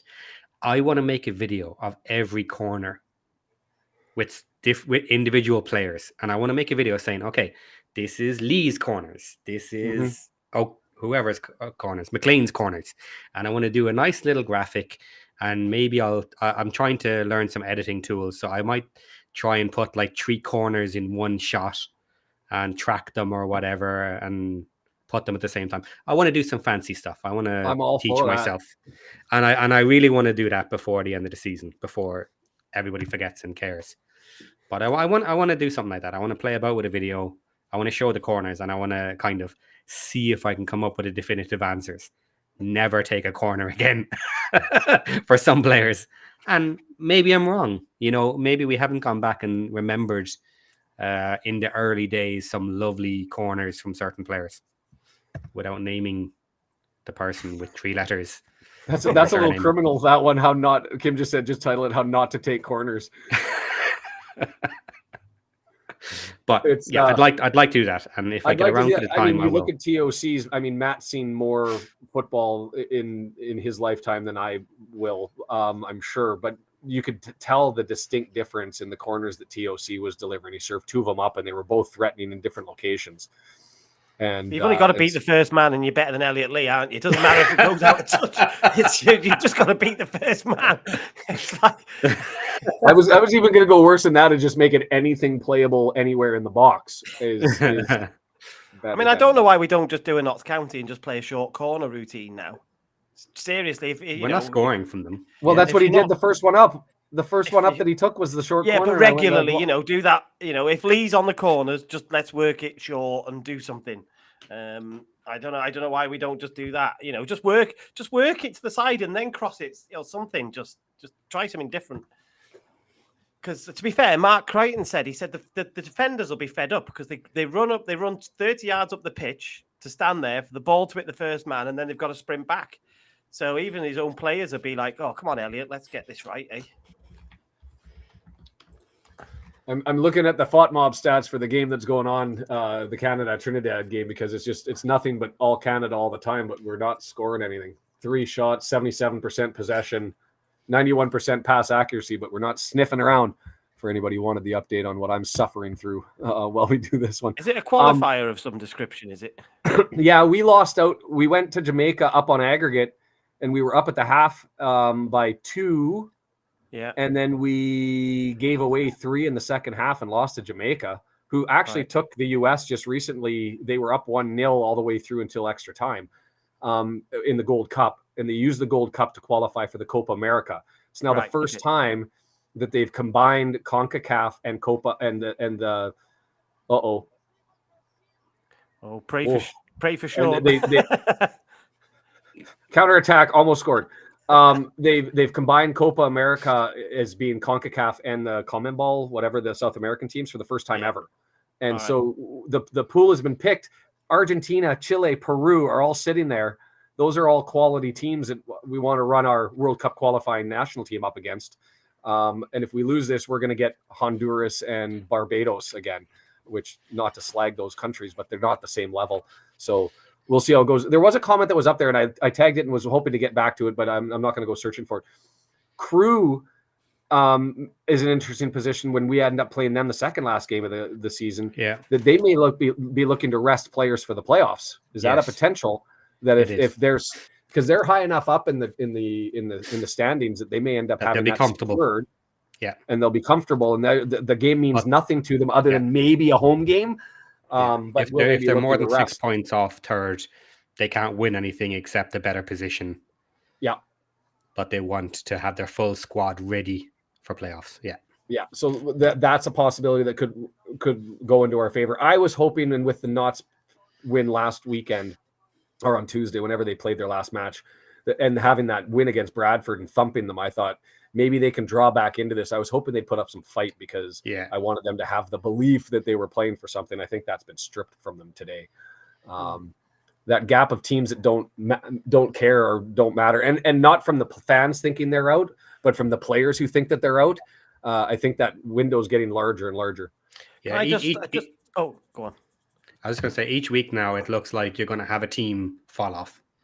That they're technically able to do it, but realistically not. So every week now, that's going to get smaller and smaller, the group of teams that can get into the playoffs, because they're all close, but there's a couple just not close enough. Yeah. So the cutoff is we were going with, is it somewhere between Harrogate and 13th at 54 points and Tranmere at 15th with 50 points. Or I think there was one person who said that they'd actually legitimately put it at Morecambe. Yeah.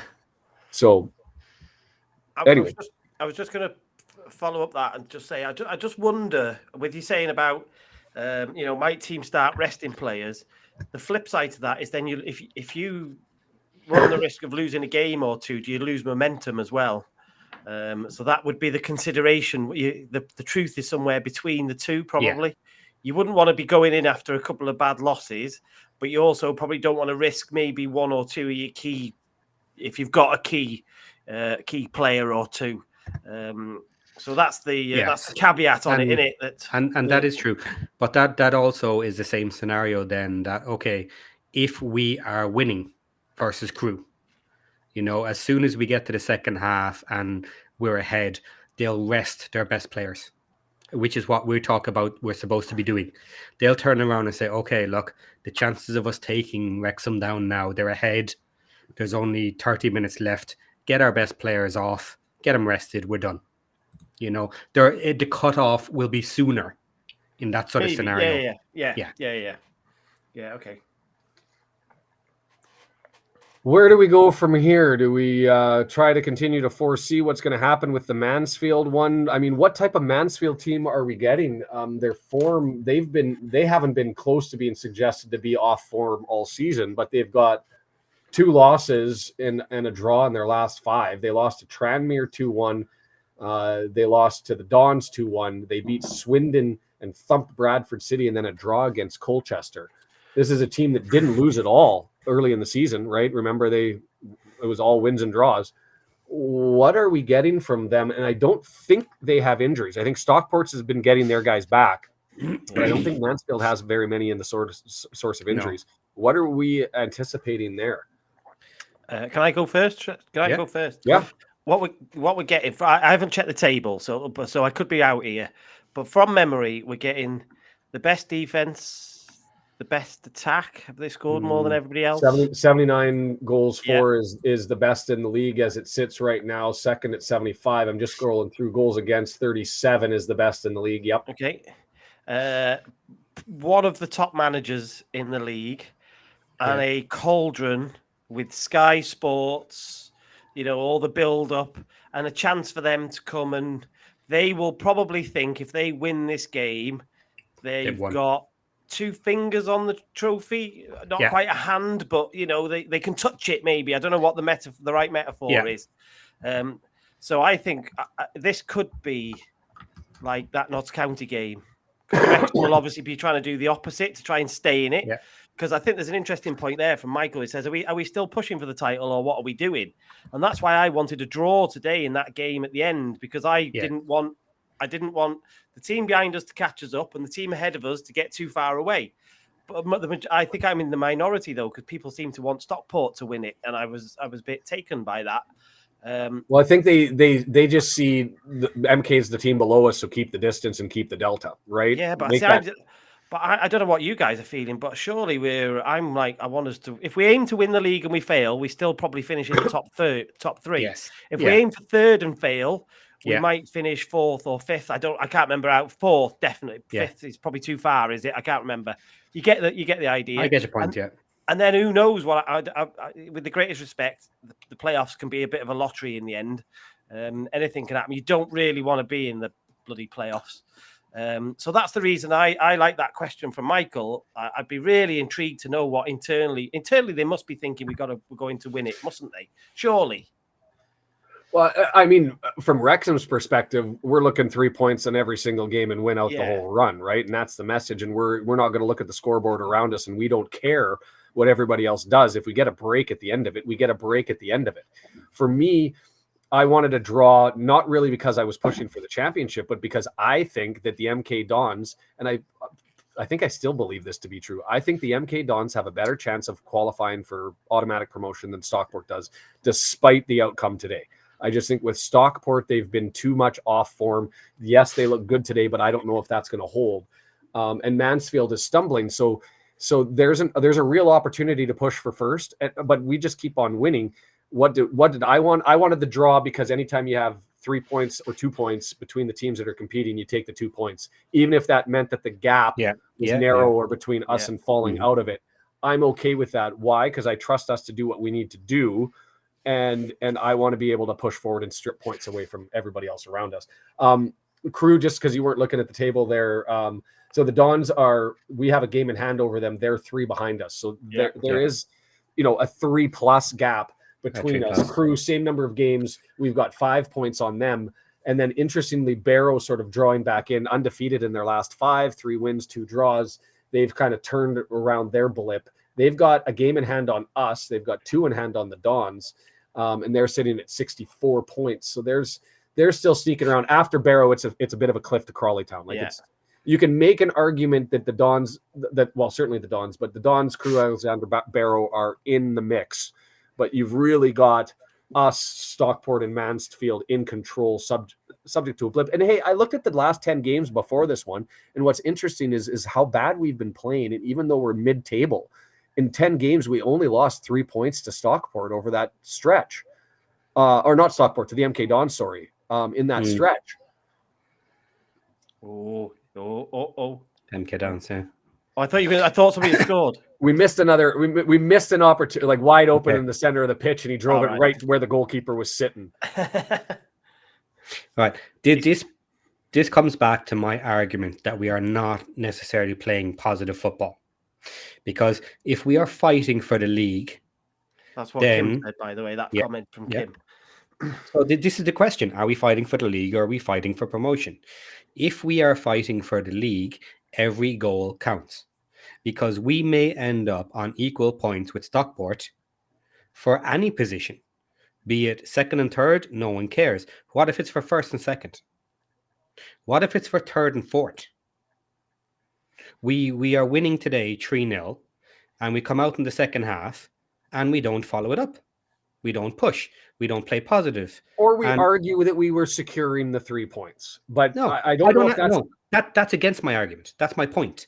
Is that is not positive football, right? We are behind on goal difference, right? We play our positive football. We are not going to lose because we're going to score more goals. And in the second half, if we score 2 goals, they might score 1. If we score 3 goals, they might score 2. We are still playing positive football. You know, I do not agree with this negative, not negative, sorry, with the defensive the idea defensive neutral of going defensive. Do you know who goes defensive? Weak teams who are ahead. I don't think That's it who was goes intended, defensive. though.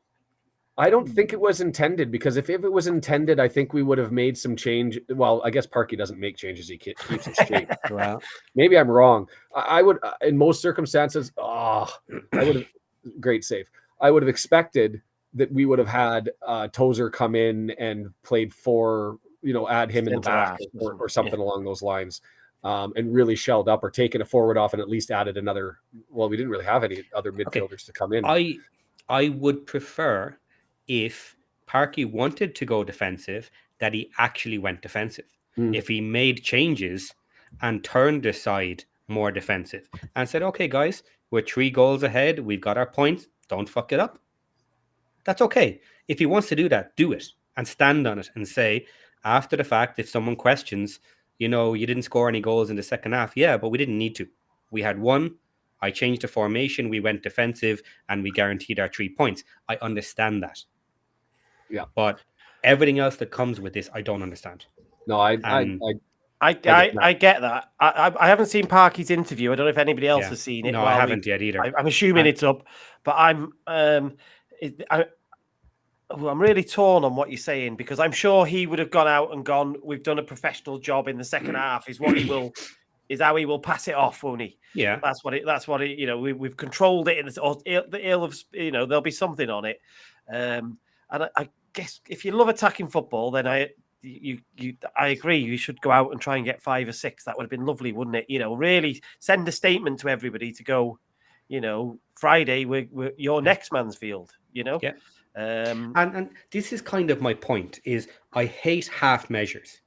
Is either go out and continue to attack and push for more goals and go attacking and stay attacking positive football, or you make a set decision. Okay, we're going defensive. We've won the match.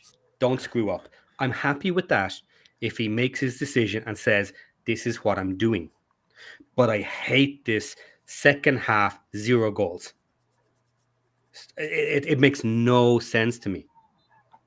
Go defensive and defend it if you want, but go attacking and get more goals. I hate the middle ground here.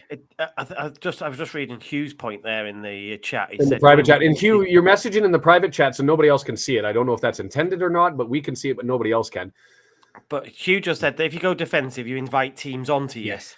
But that's fine if you've gone defensive in a way to knowing that's going to happen. Yeah, deal with it. Yeah. You'll have a counter for that, won't you? Or you will be built just to absorb all the pressure. So that depends on how you do it, doesn't it? That's all. I personally disagree with it. However, I would defend Parky's right to do it if he actively went defensive and if he actively changed formation or players or whatever in order to achieve that end. I would defend his right to do it. I wouldn't personally like it, but I'm not the manager. And this is the problem with Parky that I often find is I would love to defend his decisions. I would love to understand. But his he's got to make decisions. it. But no, but I can't figure it out. It's like, Yes. and the thing is, it's not just me. Okay, yeah, I'm not amazing at football. I'm not a genius. I don't expect to understand everything that's happening. But everybody I talk to, everybody in the chat, I'm like, please give me a reason or logic behind what you're seeing. And I can't figure it out. So that's why I don't mind. If he goes defensive and changes it to be defensive, I'll defend that and say, okay, I understand it. I don't understand leaving everything the same, not pulling your best players off, not protecting them for the next match, not saying we've won this match, all the guys I need to start the next match, get off. You're safe. You're not going to get a red card. You're not going to get an injury or whatever, and nobody can come up with logic as to why, except stubbornness. Can I get into this comment here? And Mike, I don't want to make it look like I'm being overly critical of you, but I've heard this and I've seen this on Twitter that it's setting it up for this or whatever. I don't think that enters into the football in any stretch of the imagination. I don't even think the documentarians really care. It's just they're telling the story, right? And I say that for two reasons: is yes, the football team is the center of the documentary, but it's not the like. If you were to run how many minutes of time is actually to shown towards showing the football and the highlights and the matches themselves versus just about different stories in the community, it's what, 10% of the documentary.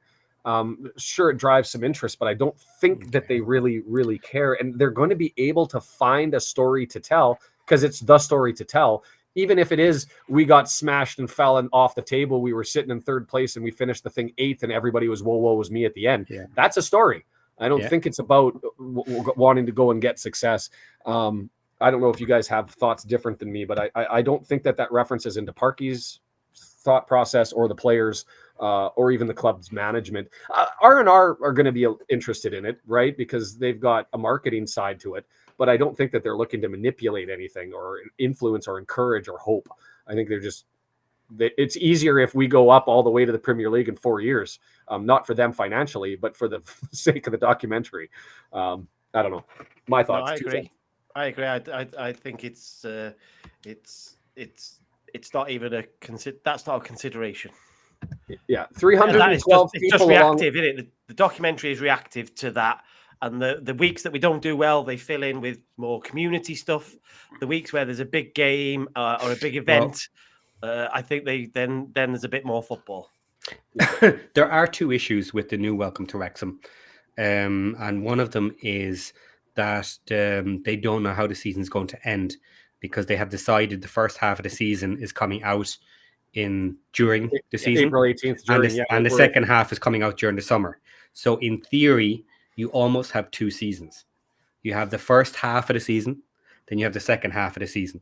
They want to form some type of little narrative across the episodes to stitch them together. Yeah. So it'll be first half of the season, second half. But they don't know what that is because this is live football. The other side on this is Hugh has said, not Hugh, Humphrey Kerr has said that it is more football heavy this season. So they are going more football heavy, more background stuff. But again, you can't tell.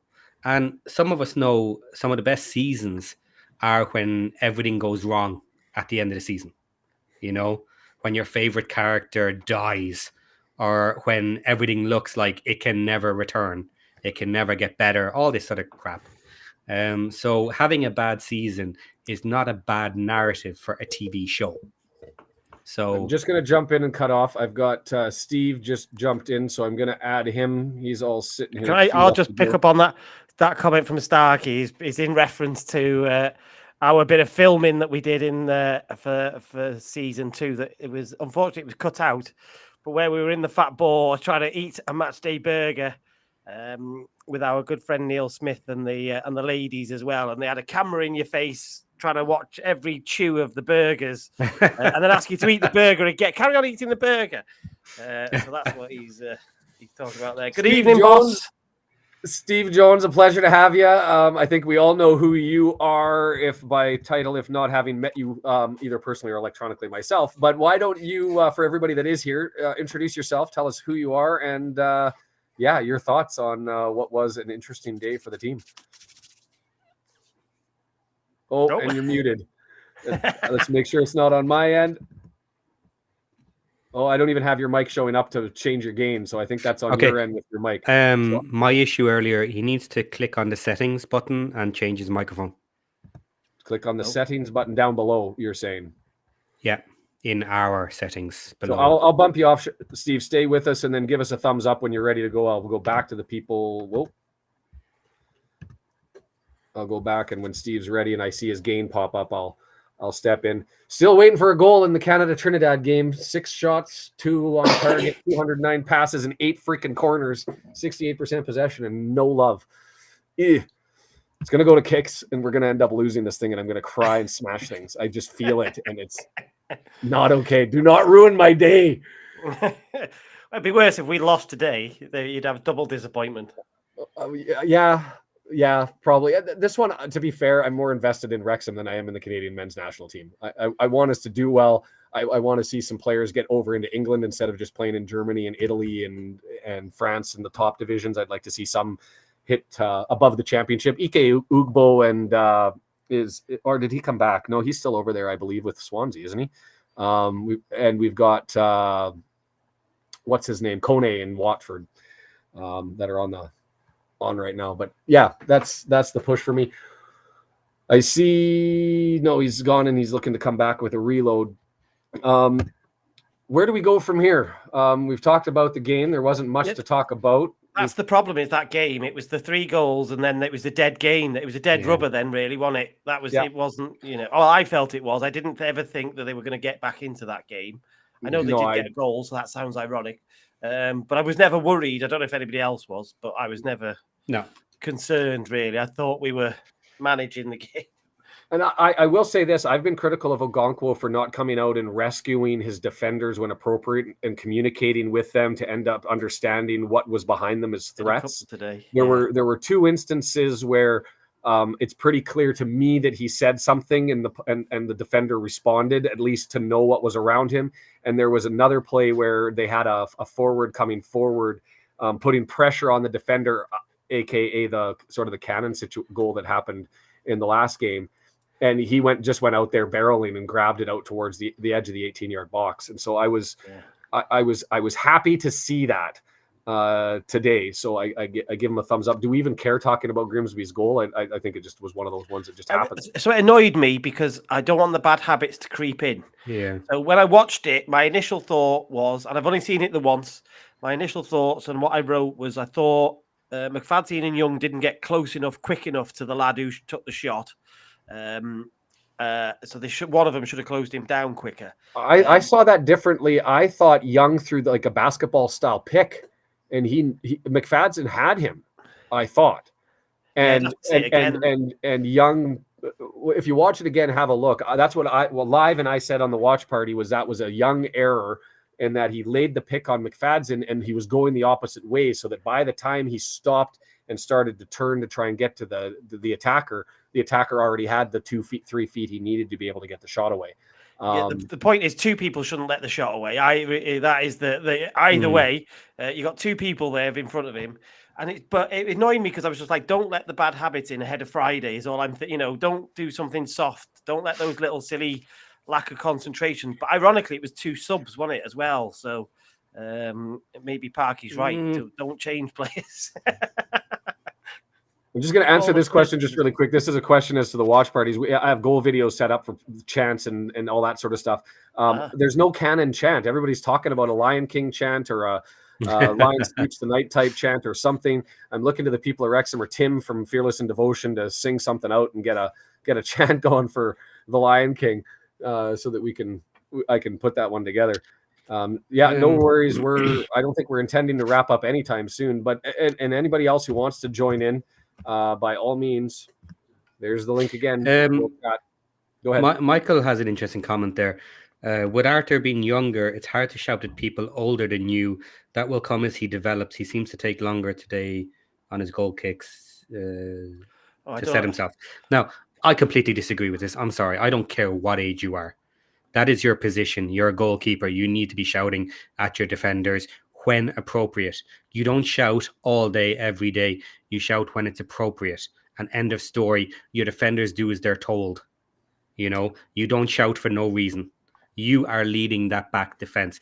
I have a kid who is 10 years old, and he is a goalkeeper for ice hockey. And he tells players where to go. Get on the back post. Cover this man. He's yours. This is my guy. Whatever. You know, that is what a goalkeeper's job is. They organize their defense where appropriate. Yes, people should know where they are, what they're doing, but they can see things differently being the last person further back. They can scan and they can see danger areas. They know if I'm looking on this side, this is where the danger is. You over there better be getting that man. I'm not getting him. I can't get him. If he passes, I'm done. I'm out of the equation. You better have him.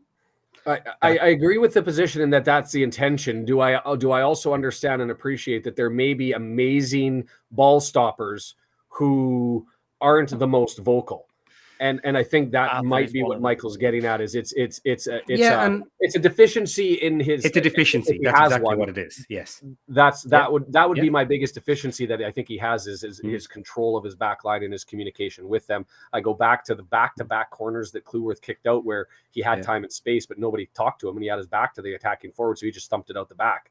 That seems to have been going away. So I mean, I'm not in the stadium to be able to hear whether Arthur's yelling, at one end or the other. I don't know. At the tech end, can you hear Arthur's control? Yeah, you don't really hear him. So he might be I think he's a talker and not a shouter. Yeah. Compare him to the other goalkeepers around the league. I'm sure there's some that you're like, oh, shut up. Oh yeah. But and even at Wrexham, Leighton, you hear him all booming, obviously used to, I should say, because obviously we've not seen him in however long, 12 months or whatever. I've lost track. But you would hear him booming all the time. Too much. But I think it's tough. It is tough if you are. He's an introvert, it would appear, doesn't it? That will be hard for him, and it'll be one of those things where really we need him to play with the same players all the time, so they form an understanding. Yes, which is why perhaps we struggled when we were dropping one here and one the next week and one the next week. So ideally, Sheldon is absolutely right. That would be the textbook. That's what the textbook will say. But Arthur is just not of the textbook, and so we need to help him. So maybe what we should actually say is, O'Connell, Owen, it doesn't suit Arthur, so you're in control. Tough for the guy in the center. 95% of the time he can, but he doesn't have the same view all the time. He doesn't have the same view. He can't see exactly what they do. You know what it is? Ryan and Rob, I'm sure they know some theater actors, coaches. Arthur's taking theater classes and working on projection for the off season, and that's his off season efforts. Flying him out to Hollywood and give him the classes. But what else can we talk about? Go around man of the match. I guess it's got to be Cannon because he scored 2 goals. Anybody have anything other than that? No, and I thought he played well as well. That was the thing. Not just that he got, because sometimes people score goals and don't do anything else. Yeah. But they still get man of the match, and you're like, well, that was because of the goal or that, whatever. But I thought he played well. The Palmer streak continues. We haven't mentioned that one. Oh, yes. Yeah.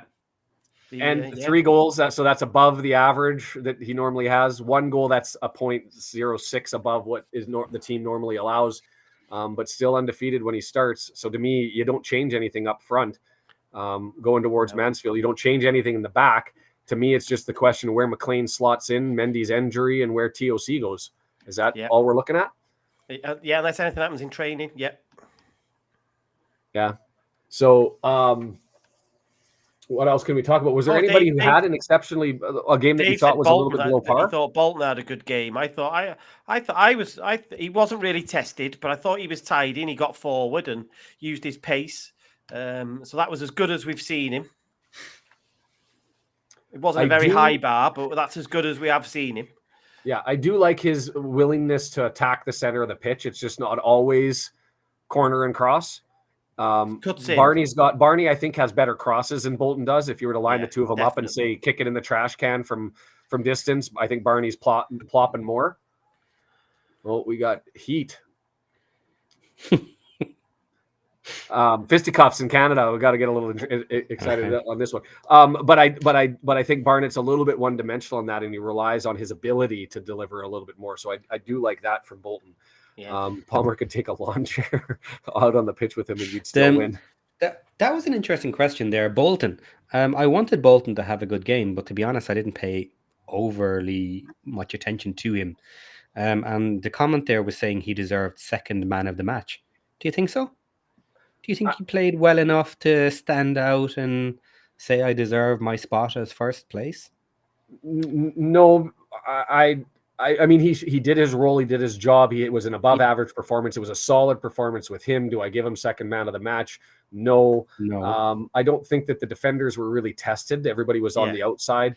Mendy, I don't think had a great game. Lee was more active than I've seen most. Like there was a desire to drive, but nothing really. If I was to talk Mullen and Palmer, he just frees up the ball, and even sometimes it's just getting his big butt in front of bodies and letting the ball hit the ground and then moving it somewhere, and stealing possession. He did that a couple of times, but it's got to be the guys up front and the goal scorers. To me, they were the ones that finished, and Mullen had more than just his finish. He was in there, the pass that led to the break to the Cannon goal. Those are the two for me. It's be between Cannon and Mullen, but Cannon in a walk, I think, for this one. Okay, I'll change the question slightly. Did Bolton do enough to stay in the team if Barnett is fit? For next week for Mansfield? To me, I think that Parkey is spoiled here. I also don't think that this goes into Parkey's frame of reference. I don't think he's using this thoughts to choose. But you've got, if I've got a lineup of center backs that are just blocking the middle, they're just big center backs. I don't want Barnett on the wing. I want Bolton, because I want him attacking, looking for openings and trying to stir the drink in the middle of the pitch. If we've got guys who are better with their ground duels and on the counter attack, I'm probably pulling Bolton out maybe and putting Barnett in to sit there and serve it up to them. I think we have that luxury, and that to me it's a who do we play question more than it has Bolton's drawn in. I think Bolton's proven that he is close enough to Barnett that, and I'd even accept an argument maybe even better than Barnett. To me it depends on who they play. Yeah, I think it's the right question to ask. And I think based on today and the fact that Barnett is coming back from an injury, which he's got bruising and stuff, I think Bolton will have done enough today to stay in the team.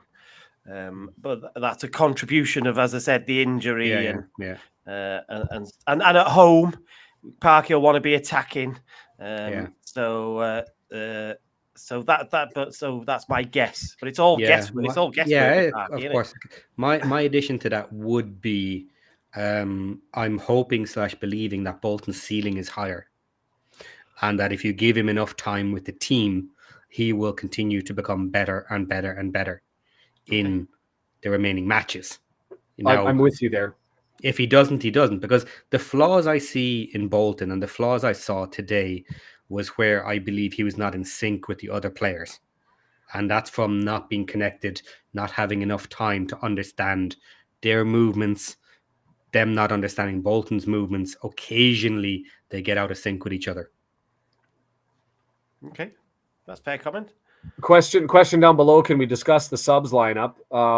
Okay. My initial response is, who else do you really put in? Like, because of injuries and banged up bodies and exhaustion and all that sort of stuff. Jordan was the only one I was a bit like, why are we not trying to get him some minutes?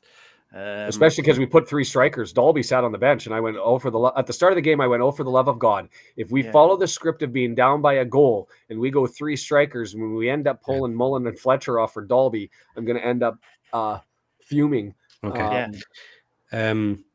My counter to that would be, surely we all agree that the remainder of the matches, it's extremely important that we win. Therefore, I would suggest we should have all 3 strikers on the bench so that we can exchange any of the strikers for injury or issues during the match. Because if you want to play big little, then you want to be ready to swap them out for injury as well. And you don't want to be just settling for a draw You want to keep your attacking prowess at all times, and you want to be able to make those changes. So yes, in this scenario, you're saying maybe he throws everybody on kitchen sink to try and win it. But I'm thinking more along the lines of, okay, if Mullen goes down, who are you putting on? If Palmer goes down, who are you putting on? And then having an extra just in case. Keeping the attack available. Yeah, I would have definitely had Davis for Dolby. You got 2 defenders, 2 midfielders, 2 attackers, and your keeper. I think the balance. And I don't understand. Dolby comes out of nowhere again. It's just like, what? Yeah. Like, where does he just appears out of nowhere and gets ahead of certain people in that squad, and then he'll be dropped for weeks. So I'd have definitely had JD. Okay, but let us know, Michael, what you'd have done, because the fact you've brought it up as a question, is means you might have done something different as well. A little question there, though. Would this never have happened if McLean was available? Having the 3 strikers. Oh, because absolutely. we have used McLean as an additional striker when pushed. So if we need to throw the kitchen sink, if McLean is on, his role can be changed, whereas he's not available at the moment. Yeah, I even question whether McFadden would have, like, if McLean was available, I don't think McFadden draws in, because I think, and it may have even opened up the opportunity for Jones, because if you've got McLean who can fit both roles, then you're happy to put Jones into the lineup and JJ gets his spot there, and you can take Dolby off. That's certainly an option. I think it was just a byproduct of the circumstances in this one. You made a comment earlier about McFadden, about you didn't really understand him getting the extra spot and why we didn't take in another player. Right. I was out at the time, and I put a comment in that I understand it, and that as far as I read it from the comment, was that that space was purely for a big injury. In any senior player, any core player, that they could go out and find someone. Yes, they might be a little bit, need a bit of warm up or whatever before they can play.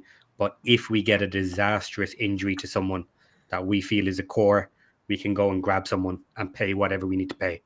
I get it with 8 games. You couldn't have paid anyway. You couldn't have bought somebody. That's wages. You could. Yeah, but they're all out of contract, because the only person you can you get could is have got out a of free contract agent from anyway. somewhere. Yeah, so it's a free agent no matter what. It wasn't. And I haven't looked up how Donovan Pines is doing, because that was the guy I was calling for in the back, and whether he's actually seen any time. I think we've overcomplicated it. I think they've given Ford as long as they could to get back into the squad. He's obviously not. Couldn't do it. He's obvious, because he's not even been. I've not even seen photos of him, or maybe I've missed them. I've not seen photos of him anywhere. So correct me if I'm wrong. He's not been in training or anything like that. So he's not fit. Then realistically, you pull a free agent in, they're not going to be fit, because they'll have been doing basically next to nothing since. You have to be a free agent in January. So they've had no football for 2 months. And the only option was the guy that's been in and around our squad in the end, wasn't it? That they didn't let go, or they kept him, and they warned us from the start that Callum McFadden's been kept in case Ford doesn't get fit. I wanted to jump in. I said Donovan Pines because I see what you're saying, leaving him out for Ford or whatever. I viewed that spot as preferably we're going out and we're getting somebody who can fill a need and find a free agent. And if we can't, then we're doing the measure off Ford. Is it going to be McFadden or save it for injury? To me, the initial desire was to go and find somebody. I will say this: Donovan Pines was a named MLS free agent, didn't land with DC United. Big, huge, tall center back. We were looking for a center back, not really a need as it looks for it.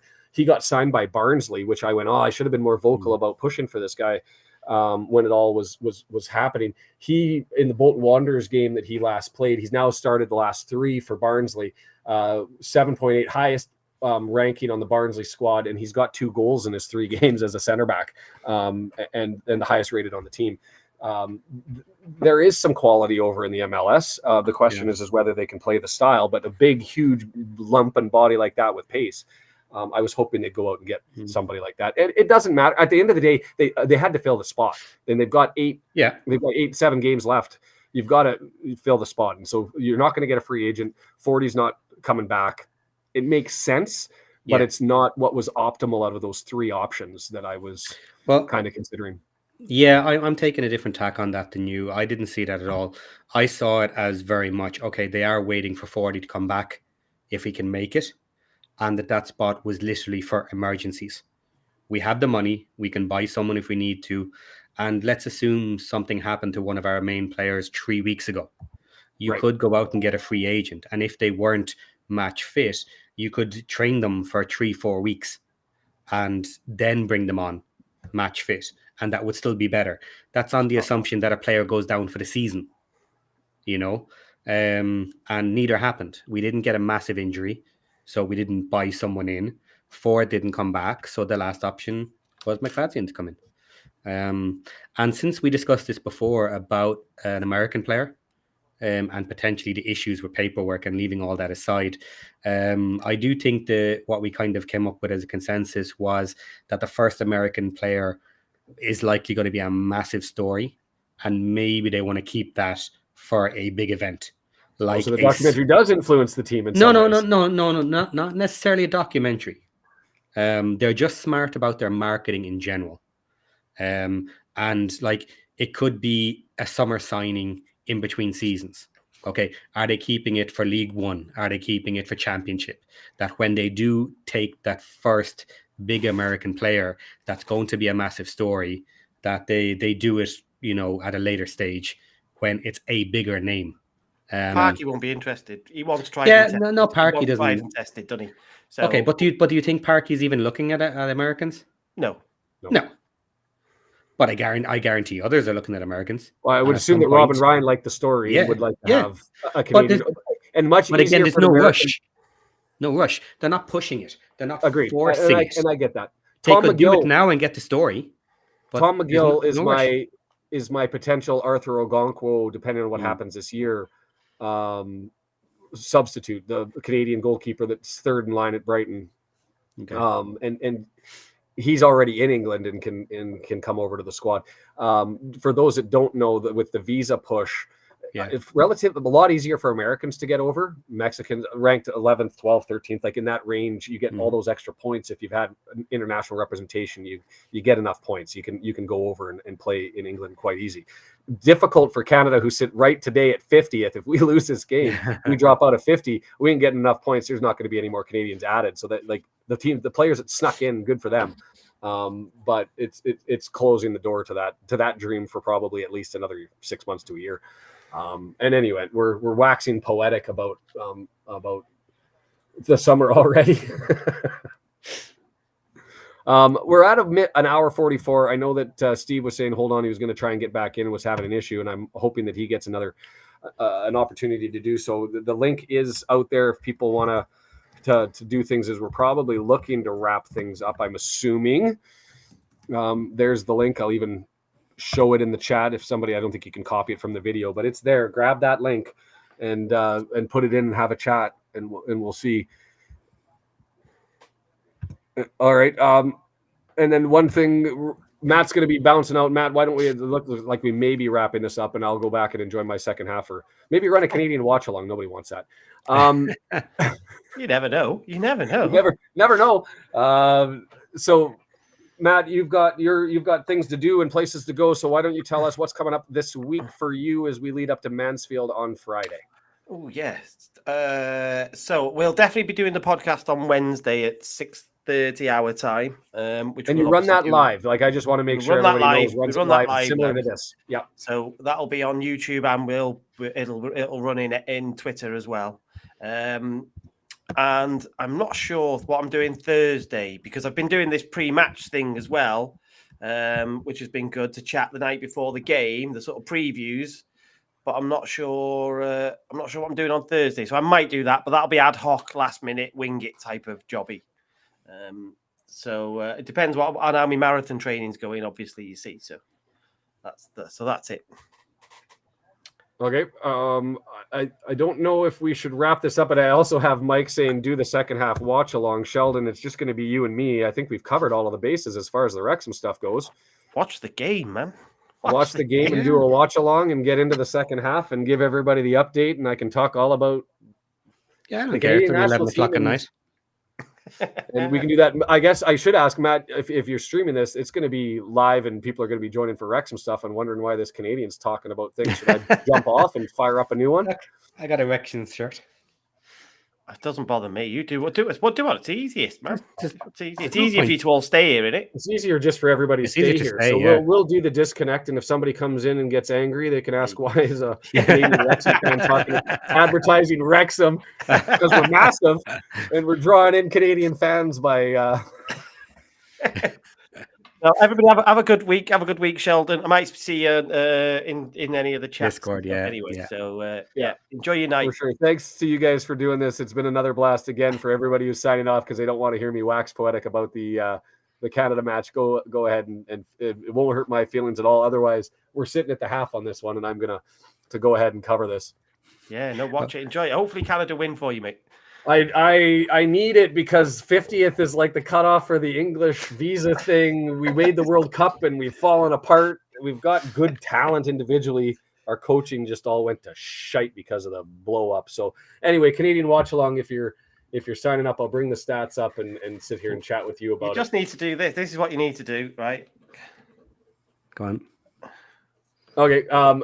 So we're still sitting 0-0. Half's almost over. Here's the problem, and this is what it is now, everybody. It's a Canadian watch. It's backwards, even. It's backwards, yeah. Canadian watch along. Canadian watch along. Maybe I should get rid of the Welsh stuff. I'll do that. I'll just go straight black on this. So that Yeah, these people earlier in our That's it. stream, we had a big conversation about Wales versus Finland, and we're getting comments in chat. What's the score? No way. The score in the Stockport match. Oh no, it was let's the go to early this one. It was the I'm gonna go to Mansfield. It this was one like, and what's have the this score in the playing Mansfield match? background? Well, no, that's ugly. Let's just Yeah, go to you a just need to static. change your graphics. Get the Canadian ones ready. Canadian flag. I don't have a Canadian one, and I am You're not gonna have to making it. fix that. We'll just go with a plain old, boring white one. There we go. We'll have the chat this way. We'll get into it. For those who are following along, Canada national team, Jonathan David, who's one of the top scorers, he's just behind Mbappe in League One, is the guy who stirs the drink for us up front. But the problem is he's a poacher. We don't have anybody who puts the boot through the ball. It's supposed to be Kyle Larin, and it's that ain't it. That ain't it. And so Ike Ugbo, who, and I forgot where he's at Sheffield Wednesday on loan. That's where he went. I thought Swansea. I knew it started with an S. So he's at Sheffield Wednesday playing. Kone's in the middle. You got obviously probably the best known Canadian guy, and he doesn't play the same position on the left back. He plays in a 3-4-3 on the left side of the midfield. That's Alphonso Davies from Bayern Munich. That's our top guy. And if you don't know his story, he was born into a refugee camp in Africa while he was displaced from his nation, ended up growing up in Edmonton, was given the opportunity to play with his home country, to play with his country of birth, which obviously probably not a fan of really, or with Canada. And he decided to come over and stay with Canada, and it really reinvigorated the entire team. And that includes, so Jonathan David, League One. And then you've got Ishmael Kone, who people might know, he's at Watford, and the other three big names, Eustachio, who's with Porto, Buchanan, who just left to go and sign with Inter Milan, and Alistair Johnson on the back, who's with Celtic. And we're underway in the second half. The stats really uneventful, and of course, my stream. Did I hit the pause button? I did hit the pause button. I'm gonna hit the live button as I try to get the headset on here. The stats for this one, we've been dominating throughout, just no love. 66% possession, 6 shots to 2, just nothing connecting up front. And that goes to what I've been saying. Kyle Larin, I love him, scores tons of goals for us and has in the past, just hasn't in any event. Do you think Mullen gets a Welsh call up? I guess we're going to get random channels play Rush in the background, maple syrup, etc. Larin needs to come out. The problem is I don't know who you put in there to play. And the part that makes me nervous with the backups is we've had the same goalkeeper for years. Our captain, he's now retired. And so we've got Max Crepeau, who is an MLS goalkeeper who just signed. I think he went from the Montreal over to Portland Timbers. And I'm not sold yet because I haven't seen him enough. But it always makes me nervous to go into pens against a team that's got nothing to lose. And so we'll see where we're going. The game stream is Paramount Plus. In Canada, it's One Soccer. I don't know where you're going to get to it. giveaway. Trinidad just to the right. Trinidad ended up picking Kyle Laren pocket and going forward, and that was Raymond. That's their second close shot that they've had. They've said the first one I saw, so that would be the second. Oh, it was Buchanan who got dispossessed. The Inter Milan guy over on the right side. Okay, and that's I'm going to take 2 seconds and see if I can find the match. Yeah, if you go to Live Soccer, for anybody who's watching it, feel free to go and grab it and pull it forward. Live Soccer is where I go, livesoccertv.com, and then you can pull up, search for Canada Wrexham, and I'm going to go there and see just so I can give it to anybody who doesn't look it up.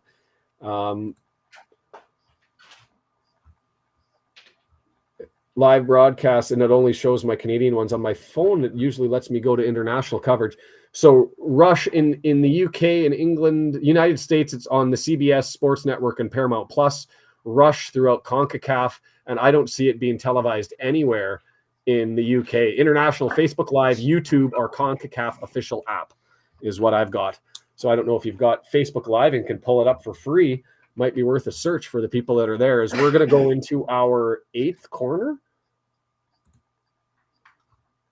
Is that where we're at with the stats? And I normally just catch all of this. Outswinged corner from the right-hand side in front of an empty stadium at FC Dallas, where they're also 11th corner.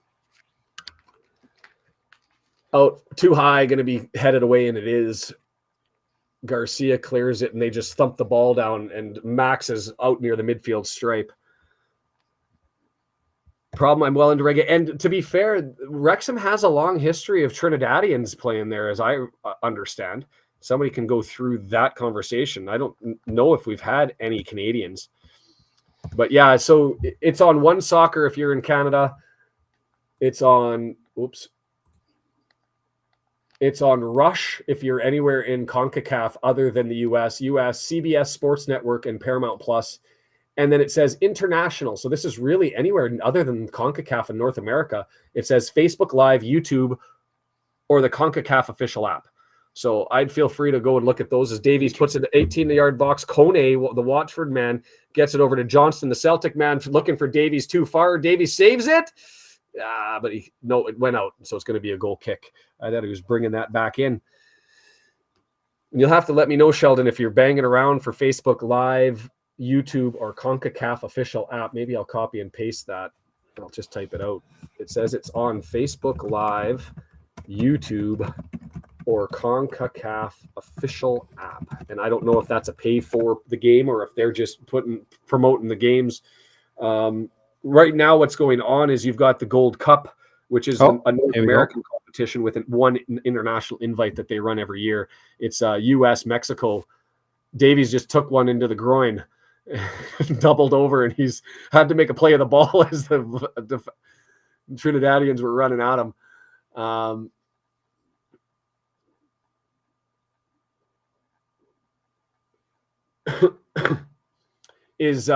So back to the Gold Cup is the U.S. and Mexico are going to be in the final. Them taking care of who they needed to take care of in their respective semifinals. The Jamaicans made it nervy for the U.S. Scored in the first minute, and then 3 goals in extra time. I don't know when that's ever happened. That groin shot looked miserable. Best player on the pitch, and he misjudged that one and took the ball right to the right square to the bits. James, where are you watching it from? Are you on One Soccer Canada, or are you watching one of those apps? I'm curious if anybody's able to find that and draw that in. Is it Eustachio? I think I found it. You think you found it? CONCACAF on YouTube. CONCACAF on YouTube. So there you go. If you have the link, feel free to post it. Then people can pull that one up, and I can help to kind of guide things through as Davies centers it in. This is when I was watching through the first half. This is what I watched: is 80% of the ball just centered around the outside of the box, but no real threat. It looked very Wrexham as we get another corner, left-hand side, and it's odd. The one thing that I've always been fascinated about is the amount of faith that we've been putting into Waterman and Liam Miller, Kamal Miller, in our center backs, both MLS players and not able to get any international attention, but they seem to have, this is 2 coaches in a row for the national squad, lots of love from the international team, even though Kamal didn't really play much last year, if I recall correctly. Waterman did. So there's the link. I'm going to grab that for the YouTube link so that you guys should be able to pull that wherever you are internationally. And man, I should have put the VPN on and I could have saved the money. Buchanan tried to get around on the inside of the box, but doesn't, and it's just going to get cleared. And this is what we've gone through, 52 minutes. Just the pressure on. And I know it's going to go to kicks if it doesn't get solved today. So there will be an outcome. And man, that makes me nervous. Jonathan David, who, if you're a poacher, I never understand why you're that far out, because he should be looking for drops, looking for scraps, but he scores way more goals than me and gets paid way more money to play the game. Lots of fans in the stands there. Well, it'll be empty. I haven't looked. It's played in the U.S. as a neutral site because of the Gold Cup. The question that was asked there was, and I'm looking for it on the chat to bring it up, was who are the best players for Canada and what club do they play for? Alphonso Davies, Bayern Munich, followed by Tejan Buchanan, who plays at Inter Milan. After that, who are we going to? Eustachio, who plays lots of minutes for FC Porto. After that,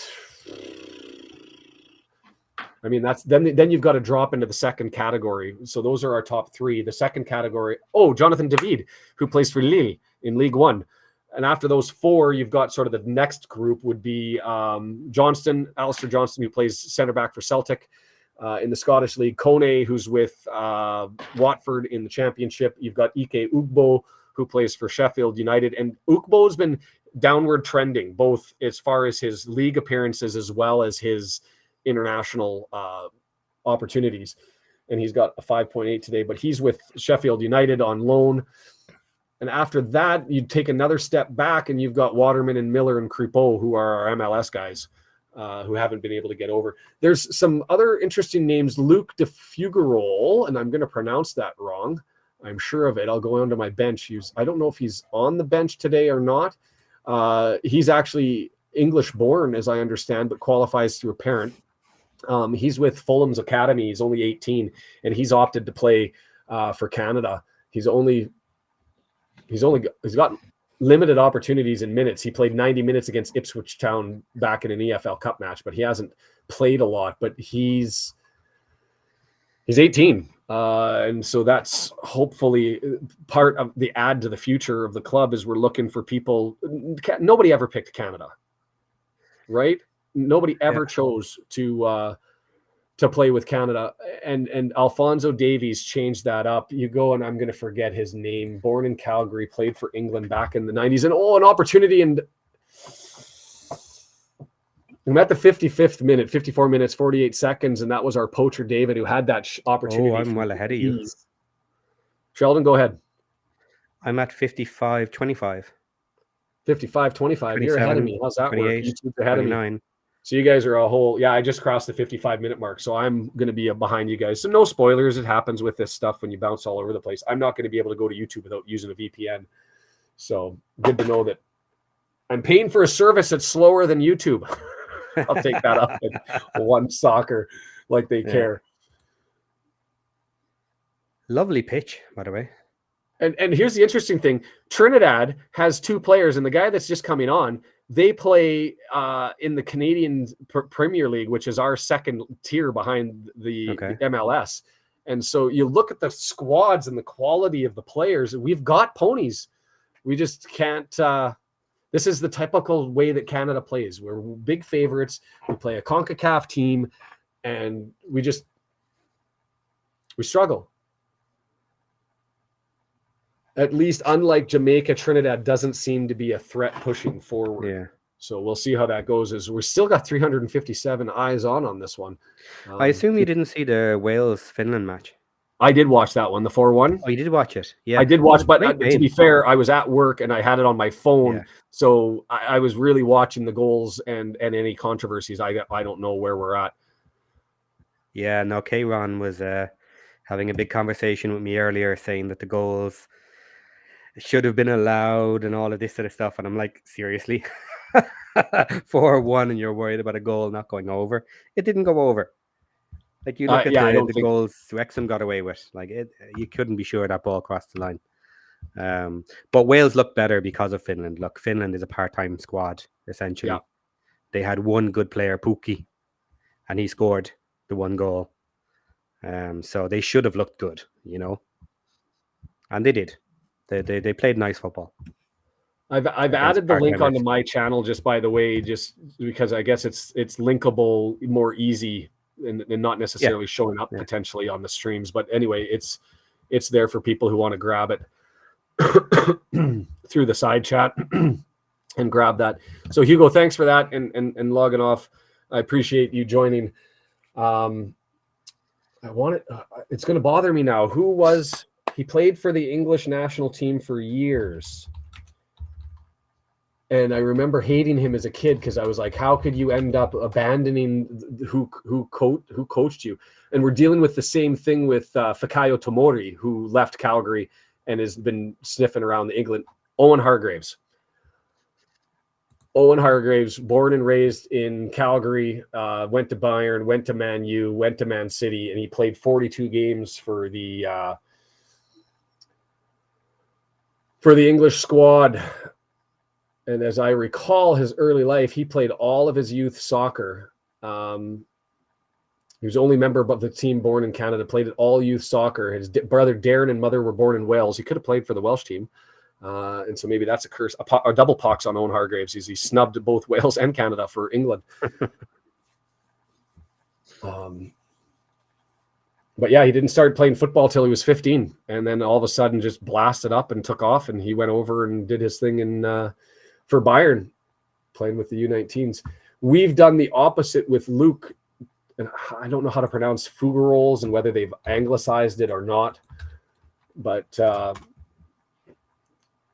he was born in England and decided to play with Canada, but we just lost Tomori, who was born in Calgary, and he's now sniffing around the English team, even though he didn't play and hasn't been called up in the camp. He might just be cap-tied for a bit. Ireland has the same thing as well. Like we're so closely linked to the UK. Yeah. All the players who have dual citizenship, they all want to break into the English team, not the Irish team. Yeah. And so you have to wait until they end up not being able to clear, getting selected, avoid being cap-tied. and that's the thing with Tomori, right? Is he's supposed to have all the capacity, all the ability is I mean, now you're allowed, even if you're cap-tied after a certain period of time of being transferred, but it's 2 years of not having international football, as I recall. I might have to look that up just to confirm as we're waiting for the keeper down. Yeah, the recent one that was in discussion was Evan Ferguson. Is he Bournemouth player, I think? Not Bournemouth, Brighton. Okay. And he's looking to go like 80 million into his next team and whatever. Massive new young striker, and he could have played for Ireland, but again, same sort of thing. Waited, got a different team, and it's interesting to me because you always are going to get that if you know there's African nations joining Italy, and people were talking about that, and it happens with Canada's Eustachio just went down, and that. Oh, you must be ahead of me, and that didn't sound positive. I don't even want to know. We've got the ball. If you're a minute ahead, that has to be us. It has to be us. A minute is a long time. Don't even do this to me. I will lose my mind. If we lose this, I will be so upset. Tejan Buchanan with it, please, for the love of God. Kyle Laren, the guy I was criticizing at the half. That was nice. Canada's top goal scorer all time. Oh. But he's aging out, and he played in Wales for the longest time, if I recall correctly. Yeah. And he's done way better internationally than he ever did playing over in England. That's one of those things that when I look at MLS players and whether they could end up coming over, he's one of those ones that you're like, yeah. But he's with Mallorca in the La Liga. If you're not watching, and he end up getting that driven by Buchanan, looked a link, got it just into the 18-yard box, sort of takes a bounce. I don't know who got the second touch. And it looked like it just bounced off a defender and ended up on Kyle Laren's feet, who just moves over to the left. Was that played forward? No. I don't think it came off of the. I think that was Ike Ugbo who was up there, number 12. I don't think it actually touched him. It bounced off a defender and landed onto Kyle Larin, who's moving left. Pops it 1-0. Pressure's now on the Trinidadians. Bring on Messi. That's all I want. Is don't do it. Don't do it with the spoilers. Then I have to wait, and all you're going to do is see me suffer for an entire minute. And you can do that even I can see this. This is going to be an extra time, and you're just going to be like, and I'm going to panic. I'm just going to start messing about now shortly. I'm going to panic. Trinidad moving forward, knocked down by Kamal Miller, but it goes back to the Trinidadians, and don't do it to me. Maxime Croupeau, you beautiful keeper, blocked. And clear that. Just get it away. Don't be fancy. God damn. And so, no, I don't have it right. Lauren didn't play in Wales. He played in Brugge and Mallorca, and before that, Besiktas, and that's where he was when he left the MLS. So I don't know why I've got him confused with somebody else. And that's on me. How far behind are you? Okay. I am at 15, 16. I'm at 62 minutes, 18, 50 seconds. About 30 seconds. I'm just going to hit 63 minutes right now. Yeah, 28. Buchanan, I'll throw it back for Davies, and Buchanan misses him. The Inter Milan and the Bayern Munich man not able to connect, and Trinidad turns it the other way here. And Alistair Johnston, too, another player that came out of nowhere. And when he signed with Celtic, I thought, yeah, that's too much. They chewed off too much. I didn't think that he could play in the league. But from all accounts, he's asserted himself quite well. As Trinidad outside the 18-yard box, don't do it to me. I've had a good day. And Eustachio, Porto man, just grabs it and clears it away. Cones Tetu Sheldon? Huh? Yeah, 40 seconds behind. I can hit the refresh button, but I think this is just a byproduct of the YouTube going to be ahead of me. But I can hit the live button. Let's see what happens. Or the refresh button. Sometimes I'm nervous to hit the refresh button because I end up going backwards. But let's do it. Refresh. Don't think it changed. 64 minutes, 20 seconds. No, that's better. Yeah, you're about 12 seconds behind now. Okay, we'll take it. So in Eustachio, he's your George Evans of the Canadian national team. He doesn't really do anything offensive, but he just sits in the back and protects. And we need that. As we found out going to the World Cup, that our MLS center backs won't hold up against the big dogs. Yeah. And the lack of possession meant we weren't pushing forward. You don't run a Discord, do you? I go on occasionally, but not enough. I should probably join that Discord that you guys are on. No, you don't run your own one, I mean. No, I don't do my own. Yeah. Do you know what? I'm gonna throw the Discord link in and see if anyone wants to join us. Okay, go ahead and throw it in. Discord.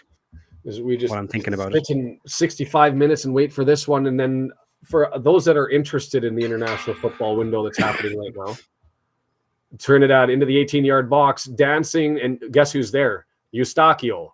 That's just what he does. He's got to come back and fill in the back line, and he does. And more so, I think, on the left side than the right. And that's not to be an insult to Miller or to Waterman.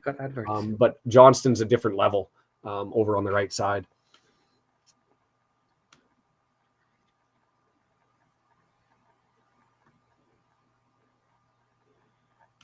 Just control, boys, and let them come at us, and maybe we can get a counter, a punch second here. So is that for me, Sheldon, or am I sharing that? You can share it too. It's probably easier for you to share, maybe. Okay, I'll put it there, and I'm also going to post it here for the Discord channel for everybody to check it out. Yeah, that's time limited, but it's me inviting anyone to the server. So if anyone's interested in a Discord server chatting all about Wrexham, mainly, feel free to join us. Eustachio pushed forward. Is the flag going up? Doesn't matter. Collected by the Trinidadian keeper. And I should start to pull who these names are because I haven't looked at any rosters or lineup of the Trinidadians except for where they played and didn't really notice anybody who played, somewhere where they looked to be a superstar. We were massive favorites from Vegas. So I'm glad we got the one, as that just got bounced off of Alistair Johnston's head, and there's Crepeau.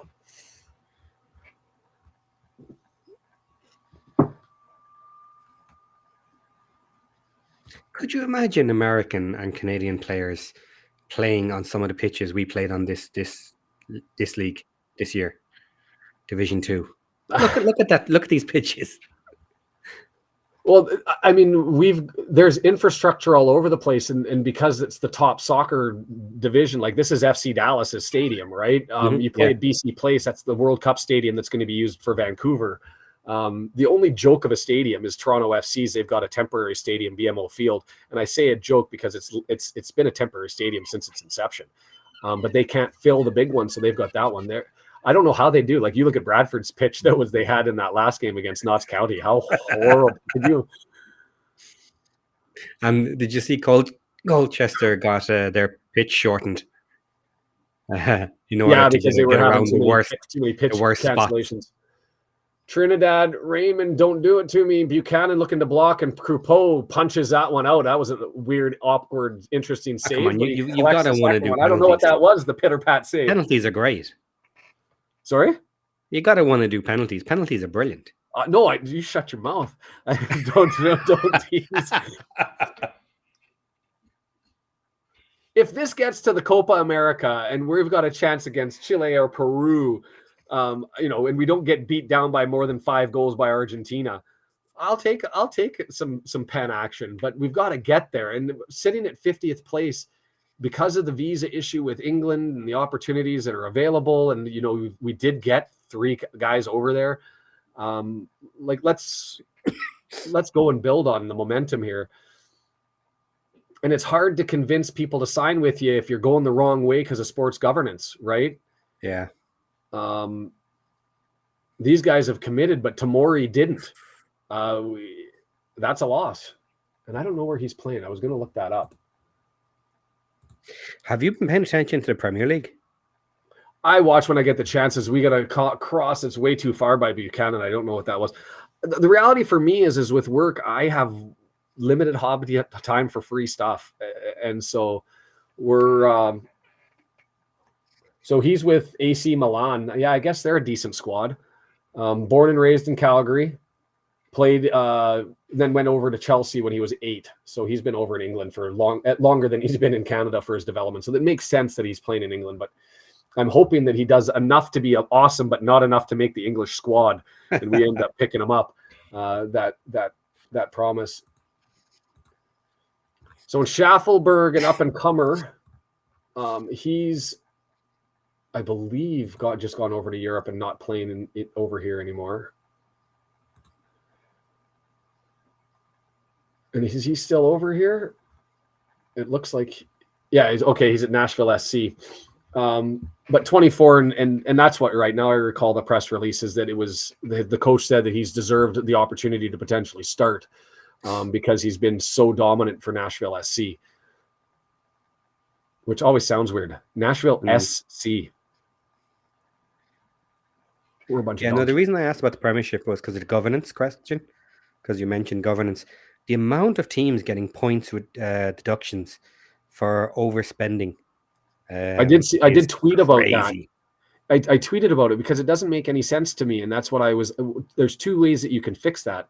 Is as the players and as the fans, we don't know what's going on. Sometimes even like the teams have an obligation to put their financial records into the EFL or into the Premier League, but they don't have to make it public. And here Leicester City just not even moving the documents forward, likely because they're trying to find a way to go under 35 million quid for their Trinidad moving forward. Cross, it's a bad pass and we're lucky, but Buchanan doesn't free it up. Would have liked a little bit more from Buchanan to get that, but there's Alistair Johnston to the rescue, and he's going to go on a run.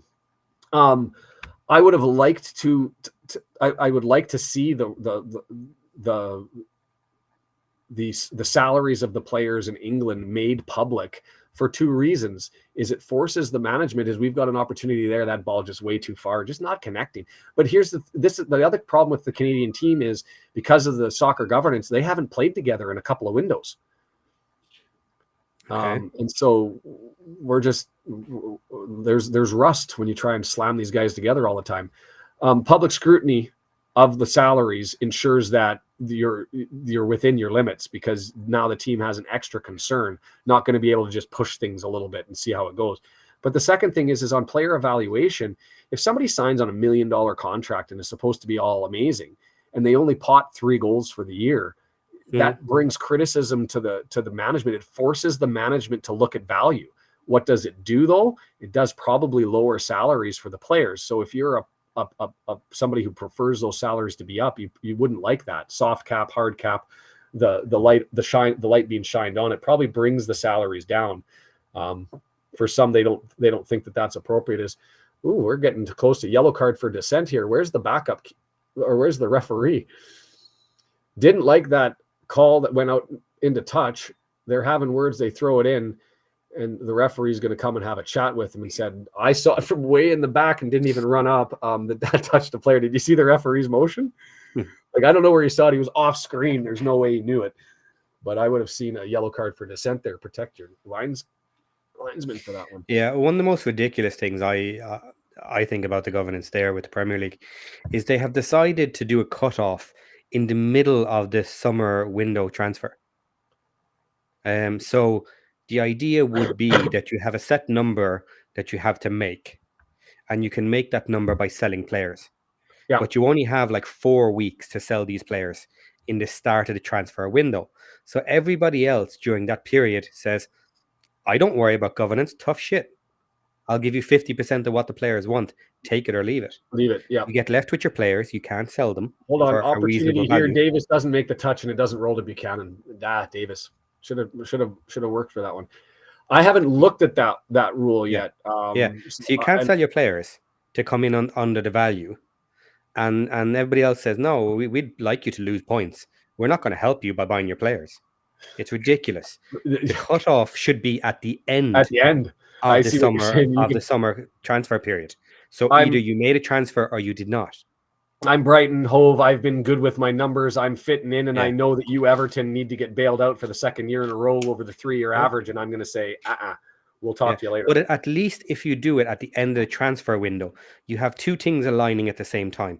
You have the team that is selling needing to get to a number so that they don't get points, but you have the team that is buying at the last minute. Do you want him or do you not want him? Do you need this player or do you not? Because now you're aligned with buying him and I'm aligned with selling him. Whereas at the start, for the first 4 weeks, any team that is not in need to purchase immediately says, screw you. They're not aligned. You can see it in the January window where there's those chains where you've identified a player, but you've got 2, 3, 4, 5 people that are in that when you're waiting for them to go through. If and they it don't comes happen, down you're to the not last team who doesn't care. So I get your point. Yeah. So still getting to the 75th minute here, 1-0 Canada still up on Trinidad, and still owning the possessions, which is a great place to be. Your positive football, I don't know if we're going to play it because we won't shell, but what you'll see is us advance the ball sufficiently through the midfield and then choke up at the end. Yeah, but again, there's nothing wrong with holding possession when you're ahead and wasting a bit of time. You know, like I'm not completely against it in those sort of scenarios either. But yeah, I don't know. My heart can't handle this much football in a day. Yeah, I just hate top teams who are massively better than the opponent going defensive. Yeah. It's completely defensive. It just makes no sense to me. You are better than these players. Why do you even let them get in and take shots on you? Shoulder-to-shoulder charge, and that ended up not going well for the Trinidadian. Jones Schaffelberg, the substitute, was the one that he challenged there. It looked just shoulder-to-shoulder, but he's flexing something in his leg.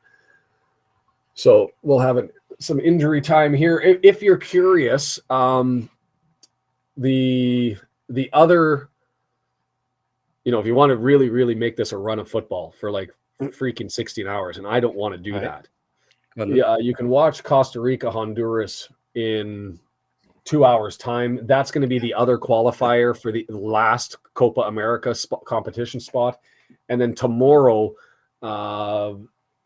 is the gold medal game for the Gold Cup, Canada versus Mexico, or sorry, USA versus Mexico in the US.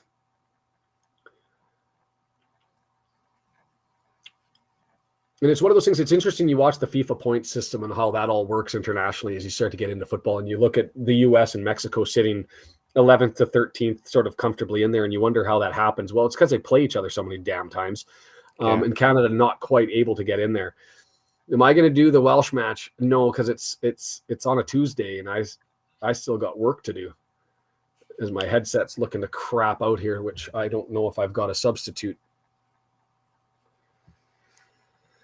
Fox in Socks joined Discord. Fox and Socks. Mm-hmm. I should click this up and you gave it to me. I should click it while I've got it. Oh, but I'm on my laptop. I'll do it when I'm done and pull it from my desktop.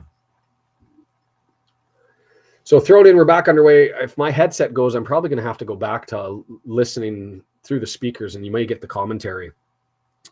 This isn't a fascinating question to me because I would have never thought of commenting on another nation's national team. Okay. Why not? Like for me, I'm Canadian.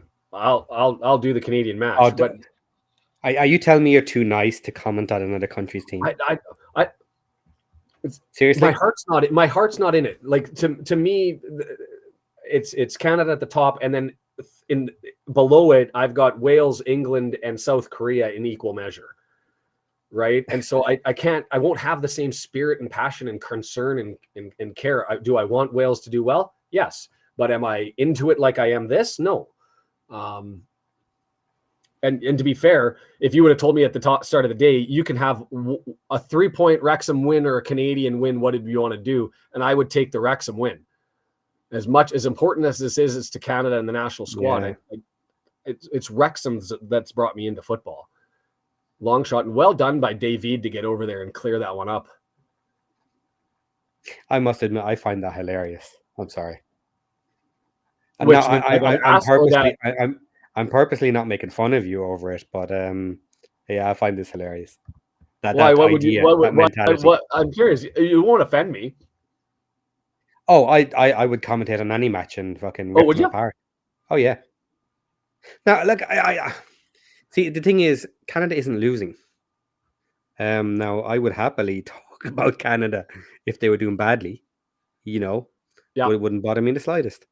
So I do find that mentality a little bit funny. I have never heard this guy's name. Chonier. Is this his first cap? Who the hell is Chouanier? Matthew Chouanier from Canadian soccer player. Not young, went through the academy, and this is a second cap, it looks like. So I missed one back in November when he played against Bahrain. But another Montreal player. Lots of the national team, for whatever reason, there's 3 MLS teams in Canada, Toronto FC, Vancouver Whitecaps, and Montreal FC. For whatever reason, Montreal FC, despite not dominating in the standings historically, that usually Toronto FC and second Vancouver, but they always have national team members, Canadian national team members that line up there. So don't do it to me. Trinidad still threatening. 81st minute, and the dummy outside the box, 18-yard box, left-footed. He missed on the tackle and let him right in. Chouanier just got danced. Not a good introduction to the game. Davies, that's playing advantage. Schaffelberg, come on, Nashville guy, do something. Show it off, Russell Rowe. Nothing. Nothing. So what's the chance of a Wrexham US in a couple of years? Versus the national team? No, just a new team. Wrexham US. You think that they're going to open, like, start a team and name it Wrexham US? Yeah. I don't think it'd get any love because of that. I mean, that's an interesting question. We cheer for teams geographically. So where are you going to put that team? Let's take an MLS city that doesn't have one.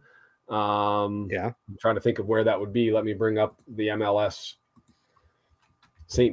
Salt Lake has one. Minnesota has one. Does Detroit have one? Maybe they were looking at getting one earlier.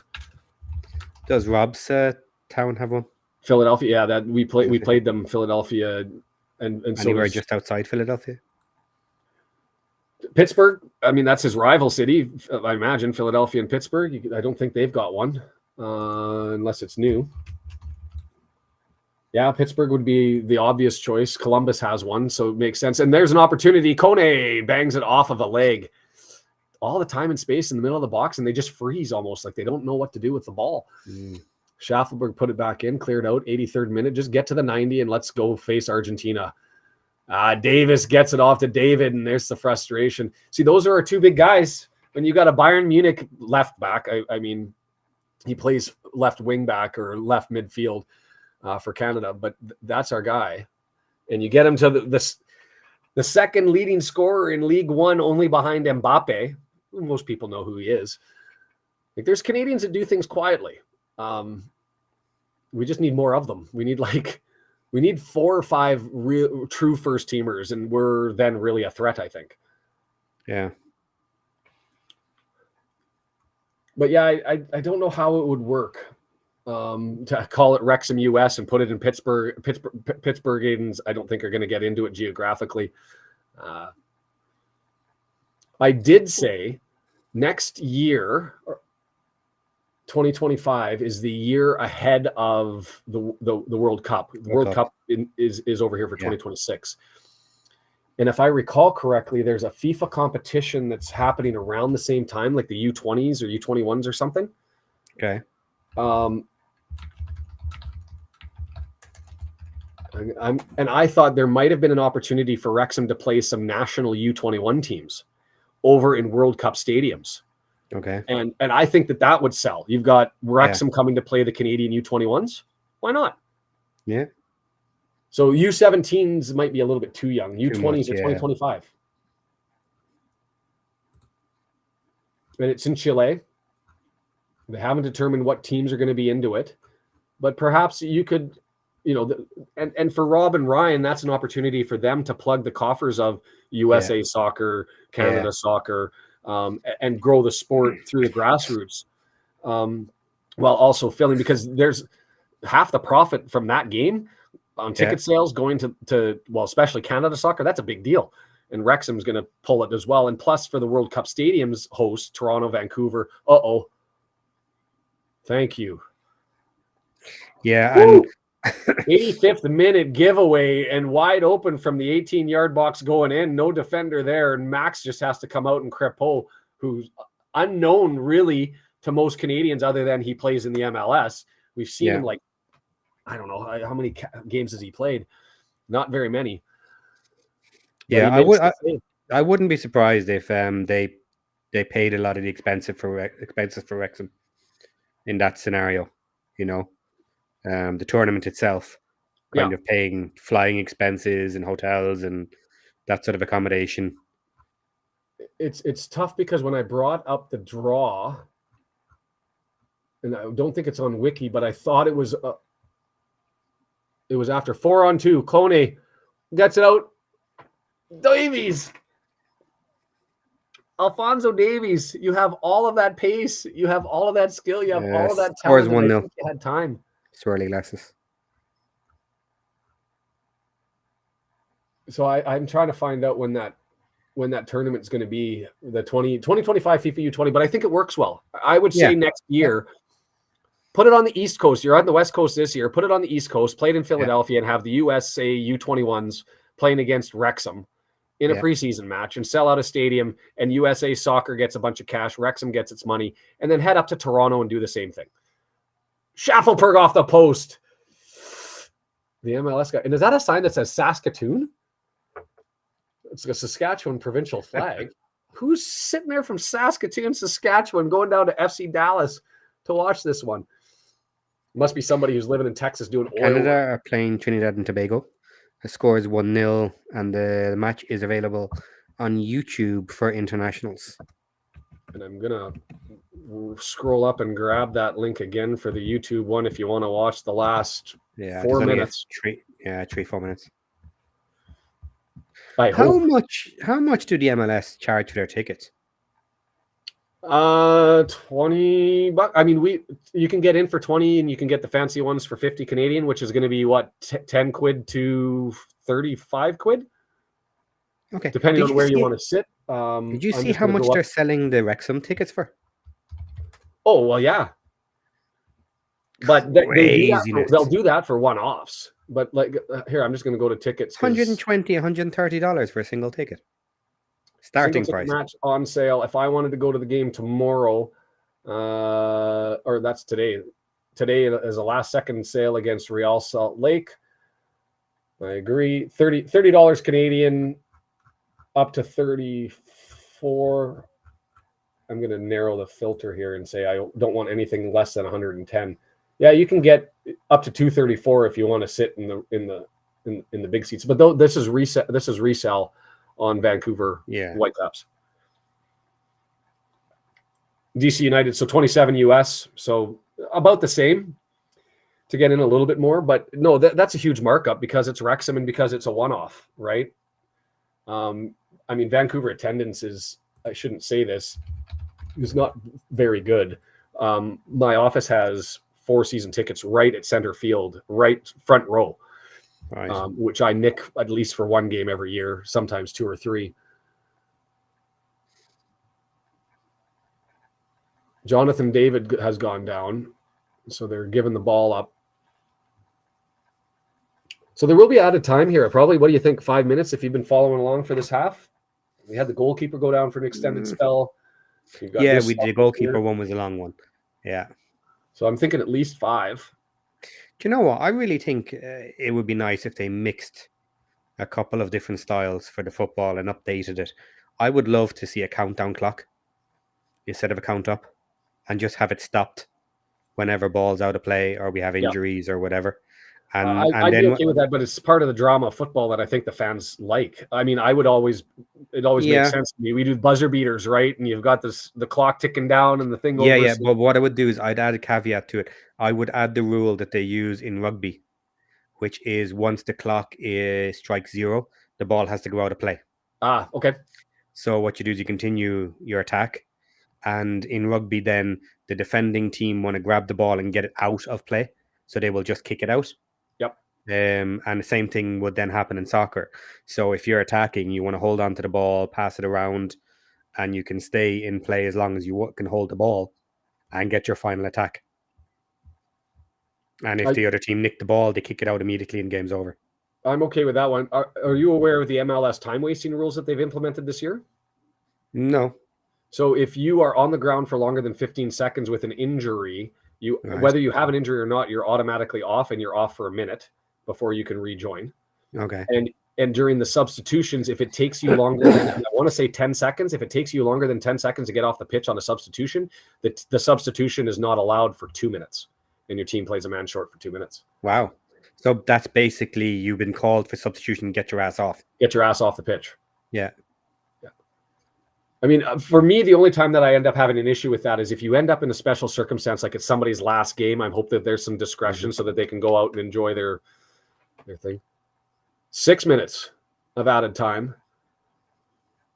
Russell, Road, Davis, Schaffelberg, Nashville boy. This kid's come out of nowhere. Like, he has, if there's somebody on the team who I think could go somewhere, I don't think this is Wrexham, but I think he's too much. But he's like our Alistair Johnston, the number 2. He's sort of come out of nowhere and just asserted himself and said, I can play international ball. And Nashville's like, we're not getting rid of him. He's playing every game for us. And when he started last season, I was like, who is this guy? And to be fair, he didn't have a good debut. He looked awkward and goofy in that mullet. You kind of had to have a chuckle, but like he looks like a Canadian. That mullet, permed mullet. Come on, man. Know what I'm talking about? Get in. Poutine and Caesars for everybody.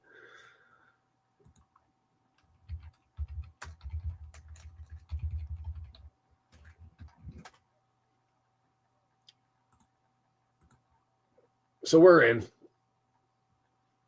It's a perfect day. This is the perfect day. As long as my family doesn't get mad at me for sitting here on my butt so long and watching so much football, and I'm able to get through. Second goal for country, back-to-back games for country. He's got 3 in Nashville as a winger.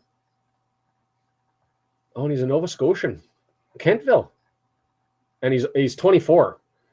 So I can see him getting Europe attention potentially in the summer or during the January window next year.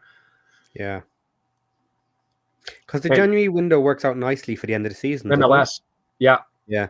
But especially if you're looking for free agents, because MLS releases them, because you don't know what you're getting from the MLS as far as that player being able to adjust over in Europe. Yes. Right? Yeah. So there's always a risk if you're going to do a transfer that you're paying that big fee, they come over and they bust. So usually the MLS players and the North Americans want to grab on a free. And that January window works good, but then you're waiting for it works well for Wrexham, especially if we're in League One. Because if you watch all the videos, where does the MLS fit in the pyramid? Everybody says between League One and Championship. Yeah, and I'd even go like really low Championship to like mid League One.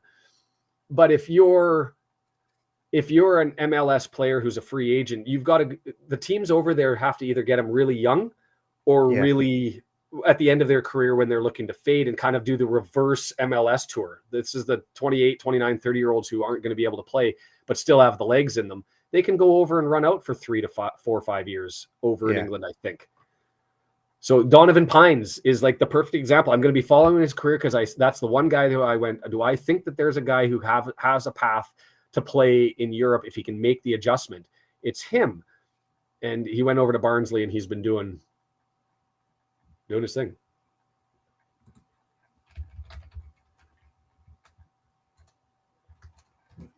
Apparently. And I'm hoping that we get to see him next year in League One.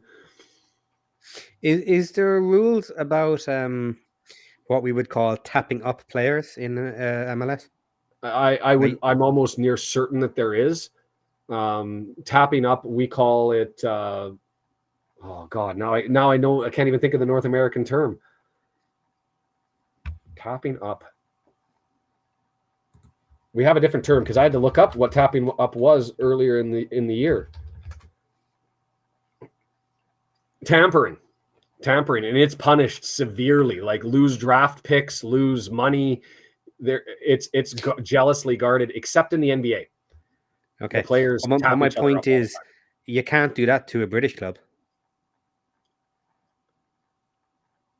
So I'm not saying interfere and destroy with a contract, but like you said, if someone is coming up to the end of a contract, you could be discussing with them all the way through summer. Yeah, second half of the MLS, you're going to come out of contract. I think you'd have to look up whether there's tapping up provisions that are FIFA rules. Like this is one of the discussions I've had about salary caps and all that sort of stuff. Is it'll never happen in football unless FIFA decides to make it so. Because otherwise you're having everyone go to Saudi because they're paying more money, right? Yeah. 15 seconds left. I'm going to bring up the Copa America just because now that it's there, I feel so much better about life. Copa America Groups 2024 Wiki. 48th edition of the Copa America, which is the CONMEBOL South American stuff. And we're going to the dance. We've earned our way through the back door. We should have done it against Jamaica. That was just a horrible game in Jamaica. It is what it is.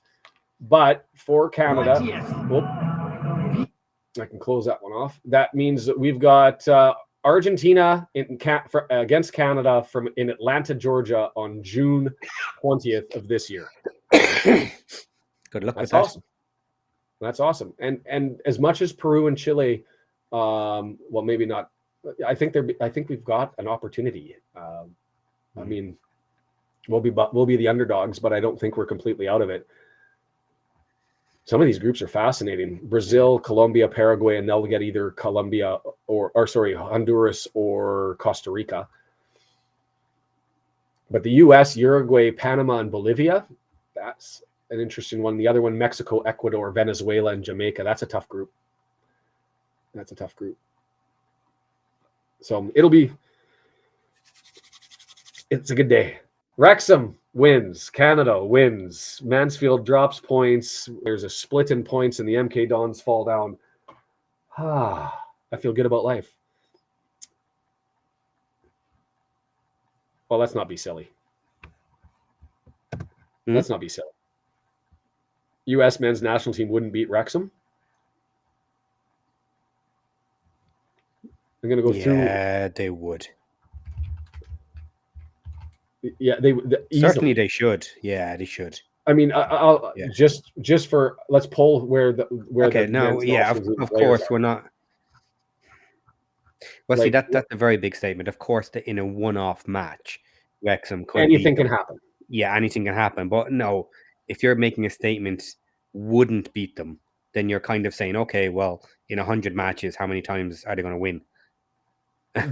They've Juventus, Monaco, Eindhoven, Coventry, Union Berlin, another Eindhoven, Real Betis, Milan, Juventus, Notts Forest, Milan, Bournemouth, Palermo, Borussia, Genk, Fulham, one MLS player from FC Cincinnati, Fulham, Crystal Palace, Eindhoven again, Inter Miami, Cardiff City, Nottingham Forest. That's the players that play for that national team. That's should win and should thrash. Do you know Swirly Glasses? Swirly Glasses, where are you from? Swirly's, I don't know actually where Swirly is from, except that I know that often on my watch parties. No, because there's two comments there that I found really interesting. The one right now is, I'm sure Okonkwo, we would have asked him how he feels at Wrexham and if he is receptible to a deal. Why would we be talking to Arsenal? Well, it's a different situation because he has been released by Arsenal unless he chooses to sign a new contract with Arsenal. And has to because of age, as I understand. That's by rule. Sorry? Yeah. Yeah, and they will get a fee if he signs elsewhere for having trained him up. Yeah. There's a fee owed potentially in that scenario, yeah. But how do you mean he has to sign a contract because of age? I missed your point. Well, he doesn't have to sign a contract. They have to get paid. So like he signs a contract and they'll receive their fee for having paid. But he's out of he's out of contract this summer. Yeah, he's out of contract this summer. So he's a free agent in the summer. So we don't have to talk to Arsenal.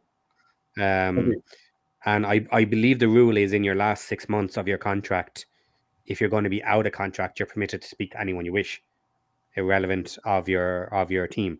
Normally you have to go through the team first and get permission to speak with a player. Otherwise that is what's called tapping up. You're not permitted to speak to the player without the permission of the owning club. Tampering for essentially us. Tampering for you guys.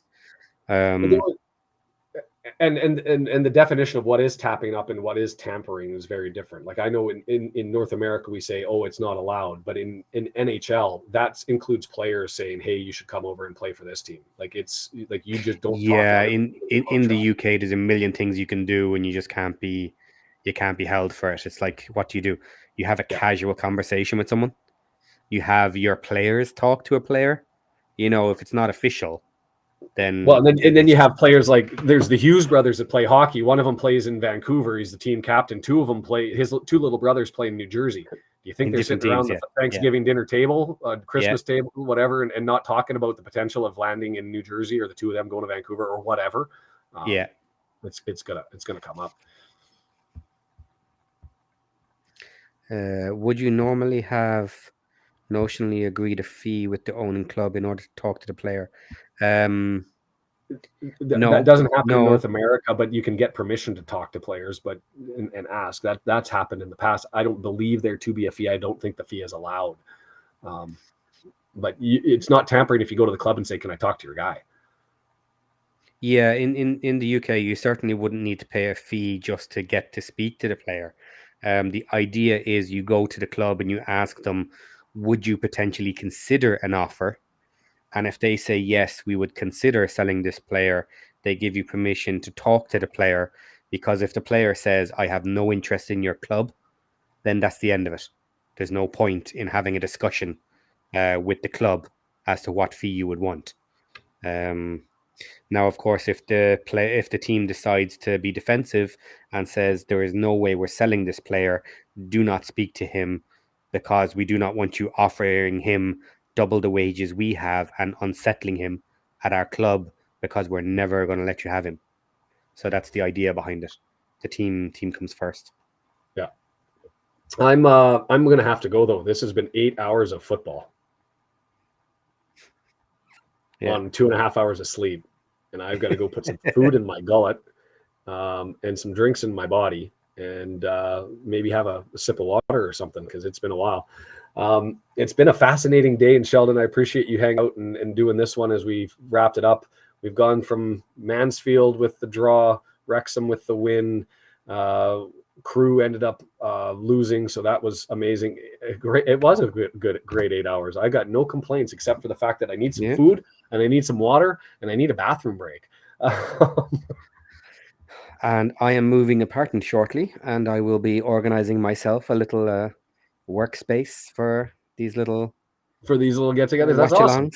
Enjoy it. So I'm looking forward to doing that when we get wherever we end up moving and get our house back after the fire.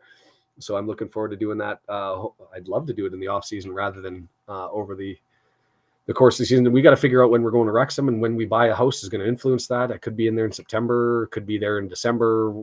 That's all still probably January. Is looking more and more like the time. So we'll figure that all out. So enjoy the pack up, the move, and the setup. That's good stuff. Just as a point, if you're interested, try and give me as much notice as maybe you can if you want. It's easier for me to fly across to the UK. Okay. And I will. So this year I'll be across there for 2 matches. Yeah. Maybe next year I might be going for 3. So if you're interested, I can meet up with you, show you around or whatever. I am all for it. Absolutely would love to do it. It's going to be a different trip because I've got people to meet. Usually it's just all my wife's friends and all that sort of stuff, but I've got reasons to bomb around the country and do my own thing. So I will probably know 3 to 5 months in advance. That's loads, yeah. Because I'll know, we need to sell a house, buy a house, move into it, get settled, make sure my work schedule is not getting punished, and then pick the dates. And so, and it's cheaper to buy 3 months in advance. I'd rather pay $900 each for a ticket than $700 for a ticket. So of course. Yeah. So we'll do that way for everybody that's been here. I've really enjoyed this. It's been long. It's been fun. It's been a great day. A couple of things just as we wrap up. I'm going to be on for the watch party. Local pundit will be on for the watch party. Remember, there's a video coming out from Josh that keep an eye out for it that he's putting together on the local pundit. And Matt will be on 6 p.m. and I think he said Wednesday, if I heard him correct. But that'll be on his channel as well. Feel free to check out all of the other. Tuesday, I think. Did he say Tuesday? Tuesday, I think. Yeah. So it could be Tuesday, Wednesday. Make sure you go to the Racecourse Ramble and check that out and be a part of that as he's adding bodies to his sort of pre-game go through what do we got with Mansfield coming up. And then next week, Easter Monday is the 1st, and we're going to have 4 people. Sheldon, are you taking one of those games? Maybe. So we're going to figure out who the 4 people will be. It's going to be Josh and I for sure. Who the other 2 are, we don't know.